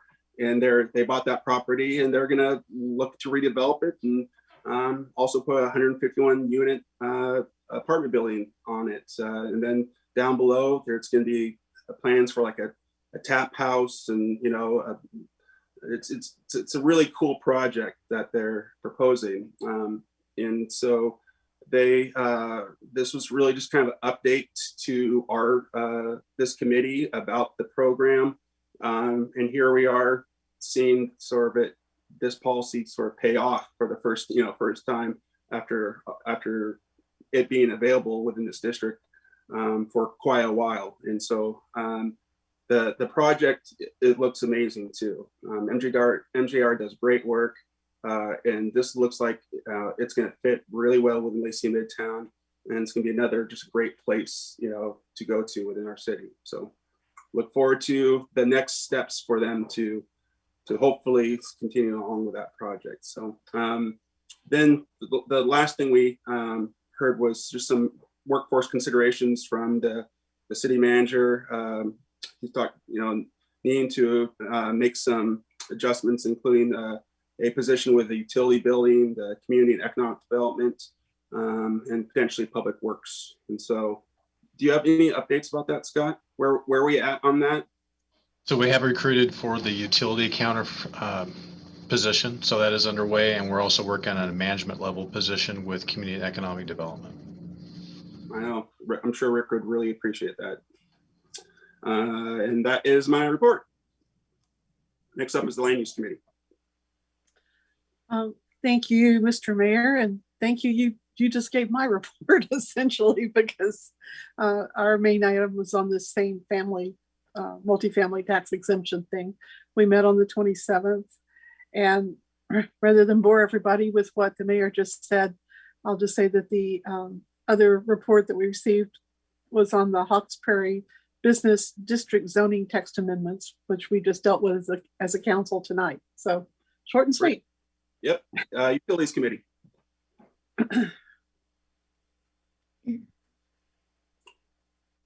Who's the chair of the Utilities Committee? Me. Oh, there you go, Ed. All right, so our last meeting was on the 3rd of May. We covered our water shortage response plan, covered various phases that triggered for response to our city's usage and our capacity to handle demand. In the near future, the council will be briefed on improving our capacity to handle the increasing demand. And there is at least one well resource that will need to be retired in roughly the next 5 years. So that's coming up the road. Stormwater Management Program annual reports for 2020. Our activities and goals when it comes to stormwater management are to, of course, protect health, safety, and welfare of the public, manage runoff from developed and newly developing properties, to mitigate the impact of increased runoff and pollution due to urbanization, manage stormwater at the source to minimize contact with pollutants, control stormwater flows, minimize flooding and erosion, correct or mitigate water quality problems, and there's added emphasis of bringing public awareness to personal actions and behaviors to help us all achieve these goals. That is what we covered in our Utilities Committee. Thank you for that report. Next up is the Community Relations and Public Affairs Committee. Thank you, Mayor. We met on May 3rd at 11. Myself and council members Cox and Kunkel were there, and we had a 3-item agenda. First was Lacey's Mintz Mazoveski Sister City Association update on the basically year 2021, and included transition of presidents from Hannah Anders to Steve Dobogier. I hope I didn't put, yeah, thank you. Usually I'm okay with that, but that would always tongue thing, you know. And a website update and the resumption of the 2nd annual Pierogi Fest for December, and the 600-year anniversary, which unfortunately we'd all be there if it wasn't for COVID, but you know, maybe we'll be there next year or hopefully in the near future, because 600 years is quite the accomplishment or milestone, if you will. Other than that, just reviewed the Treasury status, memberships, and insurance exchange program. The second item was the naming policy, which we went over, you know, took some action here tonight, so everybody's familiar with that. And the cultural celebration recap. So essentially, let me get here. As compared to the last in-person event, there were 18 performers. The virtual event that was held this year had 13 performances and 6 presentations. It did allow the city to expand presentations and interactions with viewers, while also providing the platform to promote local restaurants, which is always great, especially in a pandemic and them being hit, you know, pretty hard. So staff also advised us that the event had 1,220 views on the day of, and a total amount of 2,879. Out of those, they were from 24 states, and countries also included India, Canada, United Kingdom, and Singapore. So it's, you know, it just goes to show that if you think outside the box and you're creative, no matter what the situation is, you can always find the positive and bring out the best in community events and really connect people, not just in your city and your region, but nationally and internationally, because we all have more in common than we have differences. And that's awesome. And what better to celebrate than, you know, diversity and culture. So that is my report. Yeah, so I'm going to take a personal privilege here. It was 5 years ago we went to our sister city Minks Mazieski for their 595th. And as myself, Deputy Mayor and Mike Stedman, we went there for that celebration. The next year, they came to the city of Lacey for our 50th anniversary. And the following year, actually, I went back to Minks Mazieski for a festival, a musical festival, and took a local artist from Lacey. And he went with us, and he actually was like the second headliner, like second from the last. And it was just a great time. And really, you know, through all these different trips, we've become very close with the leadership of our sister city, the mayor and several council members, been very close. And so as their 600th came up, we were of course invited to go there, and we would be there. We'd probably be leaving next maybe Tuesday or something like that, because the celebration's next weekend. But since unfortunately, you know, maybe the whole council have been over there too, because it's an amazing city, you know, right outside of Warsaw, and great people, so hospitable, and you know, they're just, it's a great place. But unfortunately, you know, they invited us, we couldn't go, which breaks my heart. But you know, I'm hoping to, you know, get back there as you know, as soon as possible. But in the meantime, I wrote a letter to congratulating them on their 600th anniversary, and we just have been working to get it converted to, of course, to Polish. Which it was, and went back and forth, and we finally, I think we got it right, and so we sent that off, and it'll be a part of their official record that they will read a week from Saturday. And so it's a big deal. We've had a great relationship with our sister city over the years, and unfortunately, this has been another one of those things from COVID that we're able to do. But you know, our heart's with them, and we wish them the best, and their community the best as they celebrate their 600. So may I say something very, of course, very Deputy Mayor. So when we were there, besides honoring having music and stuff, they honored those that authors and poets.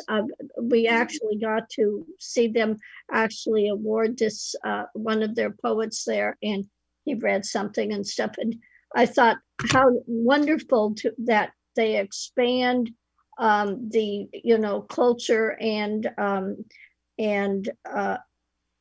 privilege of authors and other kinds of artists that they you don't often see at least here. So I was very impressed. And what's so cool is that there's a public building there in Minks Mazieski for the arts. Yes.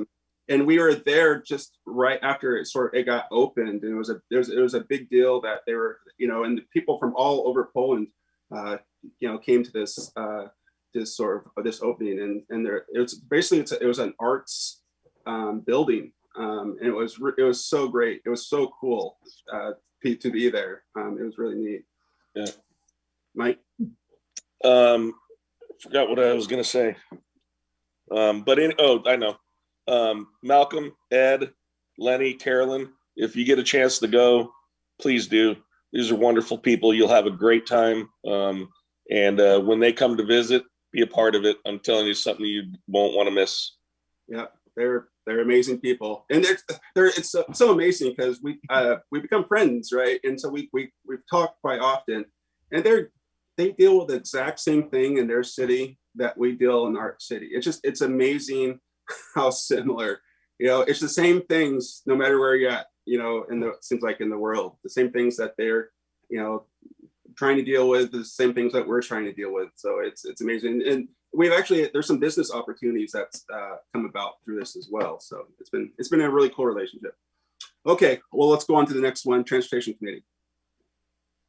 Transportation Committee met on May 4th. We did get a couple updates. Prior to that, we went over the Latecomers Agreement as it pertained to Schneider Homes and the property they constructed on Puget Meadow West Apartments. A condition of the development was the construction of Hercules Drive along their frontage. In order to construct Hercules Drive, it was necessary to acquire right of way from the property owner on the east side of the future Hercules Drive. The city negotiated and acquired the necessary right of way from the property owner, YUS LLC. Subsequent to acquisition of the necessary right of way, Schneider Homes installed Hercules Drive's roadway and water main improvements. YUS LLC benefits from these improvements. Therefore, they are subject to the latecomers agreement when they do develop that property. And so, you know, if they develop it within the 15 years, you guys all know the policy. And we did get some construction updates. The retaining wall on Ruddle is done. And those guys are working on electrical, fencing, and landscaping. I noticed as I drove by there this morning that of the 9 city streetlights that were put up, 8 of them were on. And so moving right along, and that will be open soon. The Mullen Road improvements, the construction will be done on that this summer. And if you've driven that way, you'll notice that the roundabout is actually in use now. And they are, you know, getting some paving work done, and the kids will have a safe sidewalk to walk on to get back and forth to Timberline and the elementary school across the street. So that's very exciting, safer way for kids to get to school. The Hawks Prairie roundabout, we got an update on that. The Capital City Water and Wastewater project. Phase 1 converts 175 homes from septic to sewer. 62 are complete. It includes 11,000 linear feet of water main. The construction for that is substantially complete and will be all the way done in June. And then phase 2 started on May 10th. The Carpenter Road utilities that was mentioned earlier, that's going to be 3,000 feet of water main and 4,000 feet of sewer main. The Carpenter overlay that you heard Scott talk about earlier, that will come to council in about 2 weeks. So Carpenter Road will be being worked on just as the Mullen Road project is finishing up. So just kind of getting trying to kind of get a seamless flow. And once the overlay is done, then Carpenter Road will probably won't receive any more action for quite some time. So it'll be nice to drive on. The Hawks Prairie Sister Standpipe was another update that we got, and the construction for that will be complete at the end of this year. And that is my report. Well, since this is the Transportation Committee, I received, I can't remember if it was an email or if it was someone through my Mayor Andy Rader Facebook page, but he noticed that, you know, we have a new senior, low-income senior facility on the corner of Pacific Avenue and Carpenter Road. Well, of course, right across the street from there is Safeway, which is, you know, very convenient. However, what this person is pointing out is what they're seeing is instead of people using the sidewalk or the crosswalk, which is right there on the corner, they're walking out the sort of the back half of that property and trying to walk across Carpenter Road. And of course, a lot, you know, unfortunately, a lot of these individuals, you know, some of them are not, walkers, and they're using their walker and they're going across Carpenter Road, and it's causing some near misses. And it's been he's seen it. He said he's seen it on several occasions already. I don't know what we do about that, Scott. I mean, it's happened. So what do we do? To your point, I think it's something where we can communicate with the building management and actually encourage all residents, because it's a high volume road, as you know, you're in that area, and that is not a preferred route to go when there's an intersection with a light and it's protected. So I think we need to do some outreach here. It's we got put an into that, or definitely maybe put something. Please do not cry. I don't know what we do, but we need to do something, because he's seen it on more than one occasion. Scott Egger, do you have any? Yeah, there's we would not install anything there because there's no standard. So like Scott Spence said, this is a matter of communicating to the multifamily complex to please inform their tenants that that is not acceptable and that they're putting themselves in an unsafe situation. That's why there is a controlled crossing at the intersection. So it's a communication issue. So yeah, Deputy Mayor. Can you put, I wondered if fencing could be put up there. Obviously, they're not going to crawl over fencing. Well, there's a driveway access. So I think what the mayor is saying is people are going out from the back and then crossing over. Yeah. That's exactly what's happening. They're just going down just almost to the edge of where, and they're walking across, like straight across to near Lake Lois. Yeah. Yeah. And so it's so close to the crosswalk that obviously we're not going to put a new crosswalk in, but they need to do something about that, because I have noticed it several times. I haven't seen any near misses, but something needs to change there. So we'll reach out. Okay, appreciate that. Okay, thank you for that. Appreciate the time there on that. So next up is boards, commissions, and committee reports. I'm up first. Of course, the mayor's forum was held the first Friday of every month, and it's been the same group of mayors here for several years, and we've all become pretty close, as you can imagine, meeting every month for as long as we have. And at this mayor's forum, it was known that from Mayor J.W. Foster from Yelm that he wasn't going to be running again. And we had already heard from Mayor Pete Komet that he also isn't running again. And so, two of the longstanding members that's been on in the mayor's forum for a long time aren't going to be there. And so we just did, had some reminiscing about our time together. We also had some conversations about what's it going to start to look like as to get back open here. What's going on in each other's communities. For example, we heard from Olympia, they are going to go forward with Lake Fair. And so that was news at that moment. That was the first time I was hearing that. And so, and now, of course, we've heard the news that, we're hoping to get into the phases here, which means 100% back open. Unfortunately, we didn't receive this news before we planned for the 3rd of July. And so that's one of the questions they asked me, what we're going to do, what were you doing for the 3rd of July?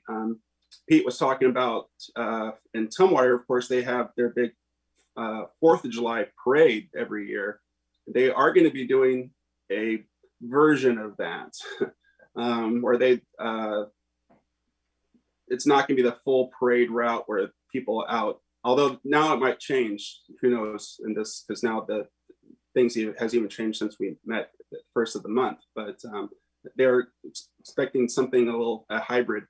I know we have some little bit of updates on that. When is that going to come for this council? Give us an update on the 3rd of July, Scott. I believe it's next Thursday at our next work session. Yeah. Okay. We've done a lot of effort though, and we're probably going to continue with our plans with an alternate location. Also, just being mindful too, there's still that, some level that not everyone's vaccinated. So we're still trying to be cautious given the current climate. Yeah.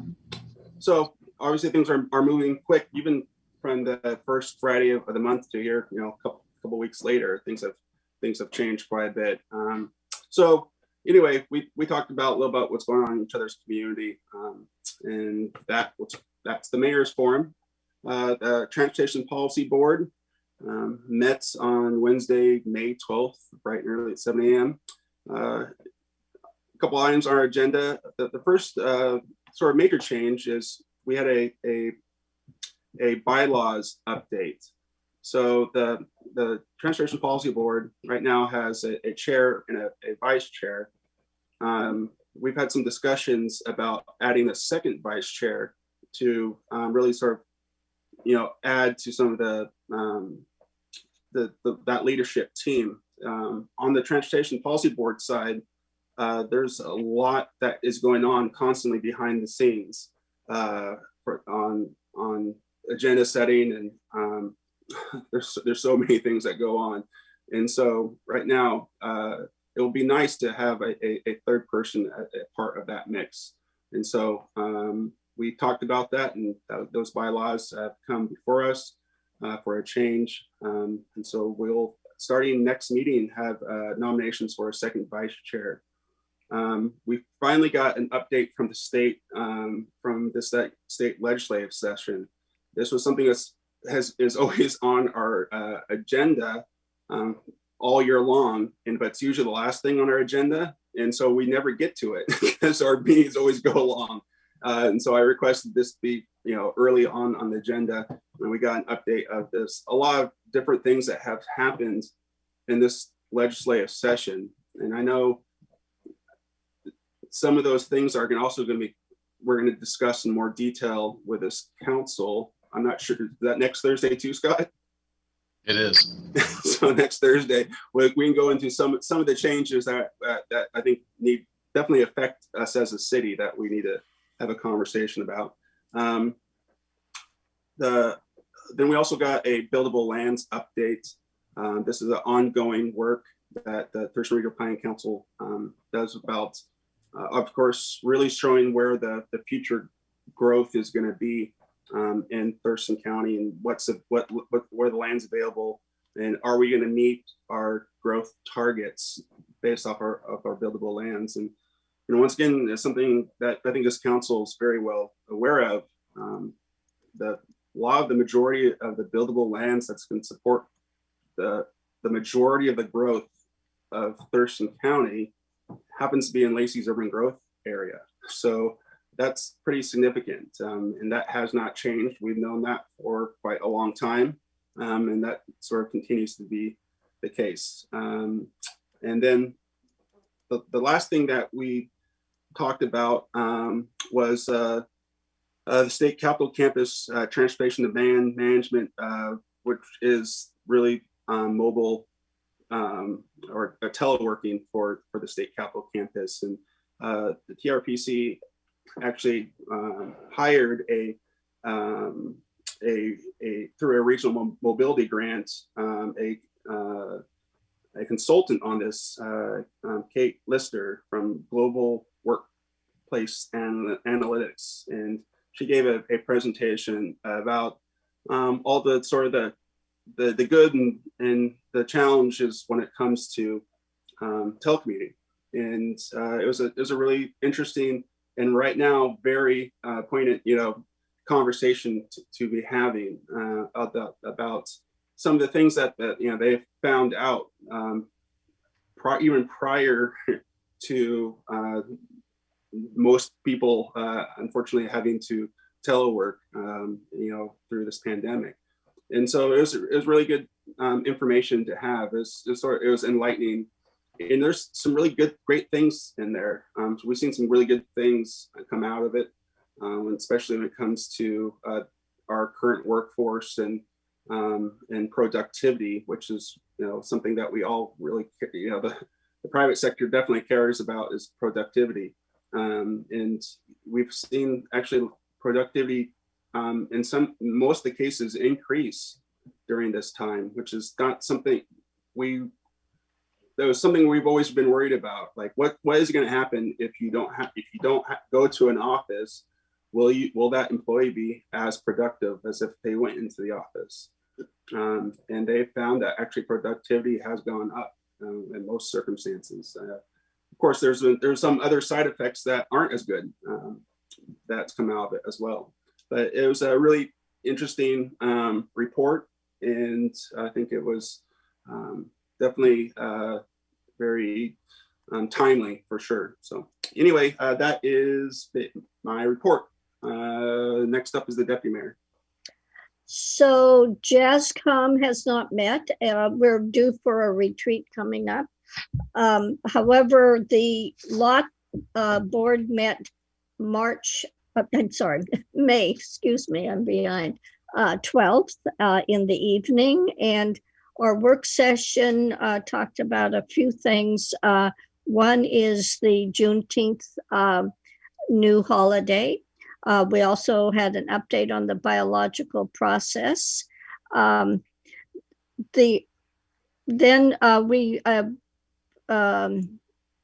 finance director talked about bond refunding, and by going through and paying off the bond, we are to save $4 million just in interest, which is great. And then the business meeting, we talked about we had an update on capacity planning and what is due for the future. But they also gave an interesting thing about the Wet Center and their education program. And it's amazing how productive they've been virtually working with the schools and engaging students for on wastewater issues and other kinds of programs that are presented by the Wet Center. So that was very interesting. For the Olympic Region Clean Air Agency met May 12th, but in the morning, and we had a report of the auditor's office gave us a clean bill of health. They talked about setting up an online residential burn permit for Grays Harbor Fire District 12 in the city of McCleary. And then also the air quality program had 30 days of good air quality in Lacey. The ozone, which is now being only recorded in Lacey, not in Yelm, actually it was a little higher because better warmer days, but it didn't break the benchmark so we stayed under what was acceptable. And then other than that, we will be discussing the budget and passing it in June. And that's my report. Thank you, Deputy Mayor. Next up is Councilmember Cox. Thank you. Reporting on Intercity Transit Authority, which met last night. And we conducted a public hearing on the 2022-2025 Transportation Improvement Program. We had, I think, one written comment that we received. We confirmed the annual Transportation Development Plan update schedule and authorized a public hearing for June 16th. And that's for the purpose of receiving and considering public comments on the 2020 annual report and the 2021-2026 Transportation Development Plan. We authorized the general manager to execute project agreements with the Washington State Department of Transportation to support the Martin Way Park and Ride Direct Access Project and the Smart Corridors project. And then we received a very detailed update last night on the long-range dial-a-lift study findings and trends from the Nelson Nygaard consultants. And there will be a lot more work done on that, but it is an interesting spot that we find ourselves in, is with a growing senior population in Thurston County that's going to meet that demand. It's going to mean having to find the resource to provide both the vehicles and the staff to operate them. So it will be interesting. And then Regional Housing Council will meet on May 26th. I believe I've already reported on their last meeting. Thank you. Thank you. Next up is Councilor Miller. Okay, TRPC, Thurston Regional Planning Council met on the 7th of May, and we did go over that buildable lands report and our GMA goals. The way the rural lands are, if you look at the sustainable Thurston and how, Thurston County should look by the year 2035, which is the goal. In rural lands, we want to see preserve rural character and protect critical habitat and resource lands and neighborhoods. The hope is that the areas with a range of housing options centered around neighborhood and retail civic spaces, South County communities, the goal there is to foster entrepreneurship and economic development while maintaining small town feel. And North County centers and corridors are to be dense neighborhoods where people can live, work, and play without depending on a vehicle. Now, those are the goals, and we're coming up a little short. By 2035, 72% of all households in our urban areas will be within a half mile of an urban center corridor or neighborhood center with access to goods and services to meet some of their daily needs. That's what's supposed to happen. Right now, we're on target for 49% as opposed to 72%. And the forecast is that we will get to 57% as opposed to the 72% mark. And, the question was asked, why are we on a track? And the answers that were given were not all development between 2010 and 2020 have been consistent with sustainable Thurston goals. Some of the goals are newer. Cities have made changes to development regulations, but it takes time to see the effects of those changes. We witnessed some of those changes tonight, and models show that recent changes will get us closer to meeting our targets, but not all the way there. So we may not reach the full 72%, but the hope is that we will get much closer than the 52% projection. Some of the recommendations, strategies are for 2025 comp plan updates. TRPC's land use model shows that these strategies will get us closer to targets, but unlikely to reach them by 2035. Buildable Lands Advisory Committee consists of pretty much every jurisdiction in the area. So, everybody's looking at this. Everybody's trying to figure out how are we going to reach these GMA goals. Let's take a look here and see. So the real goal is to have like these urban centers, pretty much everywhere, especially in our corridor. And I can't share my screen with you, but a lot of them where the urban centers are designed to be are, there's 4 in North Lacey, there's 1, 2, 3, 6 in our, what we would consider, I guess, our Western GMA, several in the city of Lacey. There's almost as many in our city plus our GMA as Olympia and Tumwater have combined. Mm-hmm. So that, just backing up your point that, most of this growth is going to happen in Lacey. Let's see. The goal is to, expand the middle density with greater housing options. And so, our housing options today are not near what we want or need them to be. We're going to have to get more mixed use housing into some of the vacant spaces that we have available, some of the lots and lands that are being unused in our GMA, or should I say our growth area.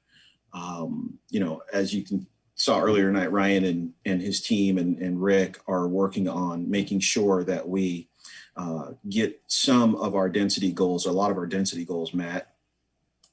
I think they're doing a great job. And that is my report for the TRPC. Unless I think that's it. Thank you for going in that more depth. I knew you guys had that as well, so I didn't want to steal all your thunder.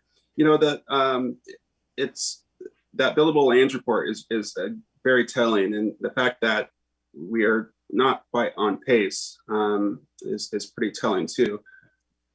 I do think one of the reasons is we've seen zero redevelopment on the Martin Way corridor, specifically the corridor that's within our urban growth area, which is where the urban corridor studies would like a lot of this transit-oriented growth to happen. I talked to this council just last Thursday about a possible solution that could maybe spur some economic development on that corridor, and we're looking forward to seeing how that progresses. The other question the thing I just actually reached out to Trudy from Homes First just today about.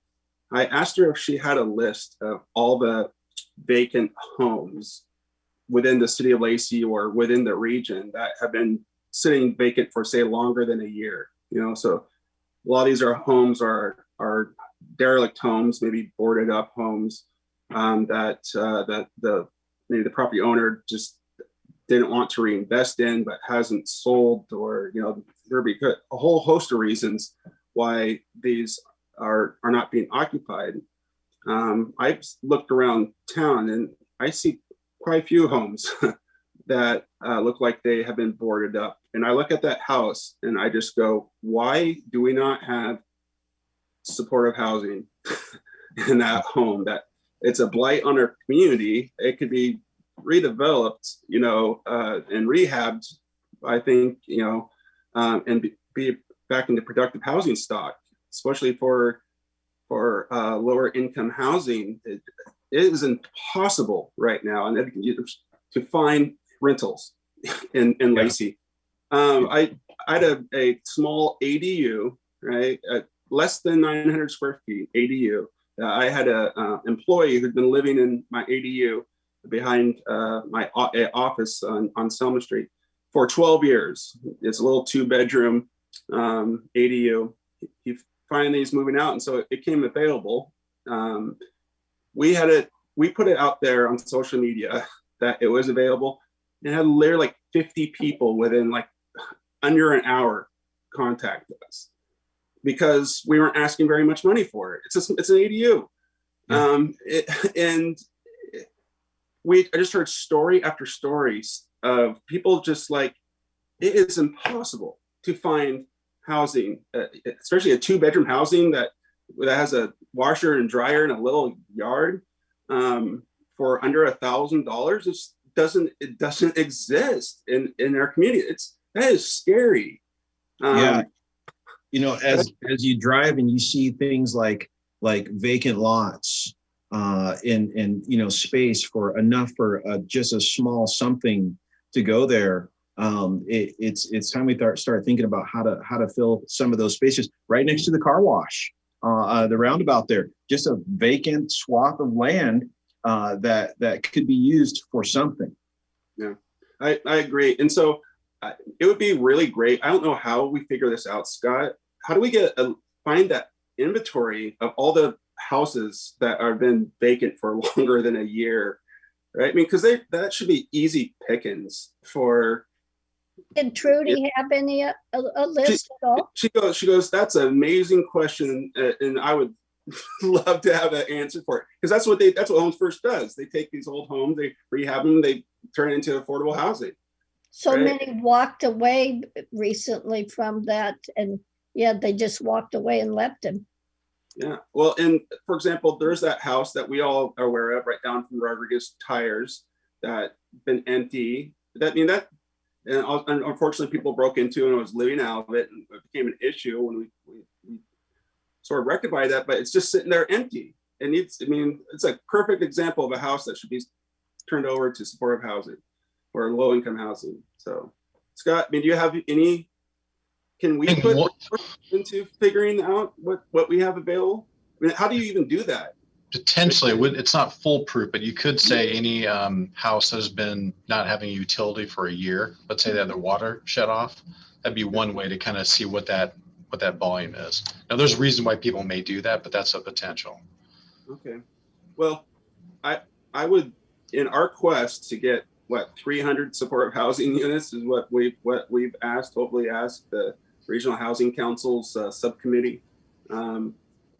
There's maybe a good first start if we can somehow figure out all the housing that we have available in our region that's been boarded up for a while. I mean, that'd be a great start, you know. Anyway, this is my 2 cents. It's just one of those things that just every once in a while you know, something, you see this and you're like, why is this happening in our community? And that's should be repurposed for the betterment of our community. Anyway, okay, sorry. Councilmember Stebbins. I actually have one more report. Oh, sorry. Okay. Yeah, no worries. Okay, so Thurston Thrives met on the 17th. We got some COVID updates and information. Confirmed cases in Thurston County are 8,514. The total cases is 9,634. The hospitalizations were 592 and the deaths were 103. The number of vaccines doses is reaching 225,000 in Thurston County, which is actually pretty amazing since we're at 300,000 county of people. Let's see, the way that it breaks down in percent of residents diagnosed with COVID-19. You guys know in Thurston Thrives, we talk about a lot about equity and race. And so some statistics that kind of show you the percent of residents diagnosed with COVID-19 in the Asian population, it was 5%. The percent of total county population is 6%. In the African-American community, it was 4%. But the percent of total county population of African Americans is 3%. Found that interesting. Native American was 2%, and their total was 2%. Pacific Islander was 2%. Their total was 1%. White was 49%. Total of population is 82%. Let's see, what else did we go over? The CDC did offer us some minority and women-owned business supportive grant information, a program that they're trying to roll out for the BIPOC community. Nearly 13 million, 2,950 total grants. More to come on that. Because, and part of this is because, you know, when you look at historical wealth building and access to capital, minorities just have much less access to capital. There's no two ways about it. And when you chart it out, you can see that Black and Latino households' median net worth hovers around 19,000, whereas the net worth of white Americans in the region is over 170,000. And I think what happens is, well, there's lots of theories, and we're not going to go into any tonight, but there is an effort coming to try and put some balance in those numbers. Next steps for the Thurston Thrives Council is to continue to focus on access and equity in vaccine distribution, ongoing community commitment to advancing equality and programming social determinants of health, outreach to groups experiencing barriers, coordinating with local partners, using data to inform efforts. Another side note, going back to the COVID information, volunteers are needed to help out at COVID sites. And for those of us who were in the meeting, we did get some Facebook or social media stuff that we could push out through our spheres. And if you would like some, I would be happy to pass it on to you. We just need as many volunteers as we can get. We are nearing, really good numbers for vaccinations. And so there will be a good push coming up. There's the county fairground over there on Carpenter Road. There will be an event there, and of course over at SPSCC. So if you know anybody who would like to volunteer, that would be fantastic. And that is my report. You now on to Councilmember Stebbins. And now I can tell you I have no report. Then Councilmember Kunkel. Thank you, Mayor. So Economic Development Council, we met on the 28th. Board membership, we added Matthew Maurer, who's the Senior Government Affairs Rep for PSE. And we had a lengthy discussion on EDC's supportive role with agricultural development, including SPSCC's craft brewing and distilling program, the Southwest Washington Grain Project and Food Hub, and the Southwest Regional Agricultural Business and Innovation Park is moving past conception with a new building design plan and expressed interest from local tenants and partners. And this future investment will have a great benefit for the town of Tenino. For the chamber, we had our first in-person forum at Indian Summer on the 5th, and there was roughly 40 people in attendance, including myself. The chamber is thankfully gravitating towards meeting in person again with their various events. And we had our chamber golf tournament last Friday. We had an absolutely fantastic turnout. That was a lot of fun. The Olympia Lacey VCB, we met on the 26th. Wasn't a whole lot going on with the exception that we did end up hiring a new CEO, Annette Pitt. And I believe there is a meet and greet coming up for her. So I'm looking forward to meeting her. And our Solid Waste Advisory Committee met on the 5th. We have an intro to new solid waste manager, Jeff Bickford. And we covered briefly our 2021 legislation session recap. And we had our the WARC Master Conceptual Plan presentation. I have a new potential layout design for our landfill, which will be interesting. And we covered capital facilities project update with the update on what was going on with solid waste.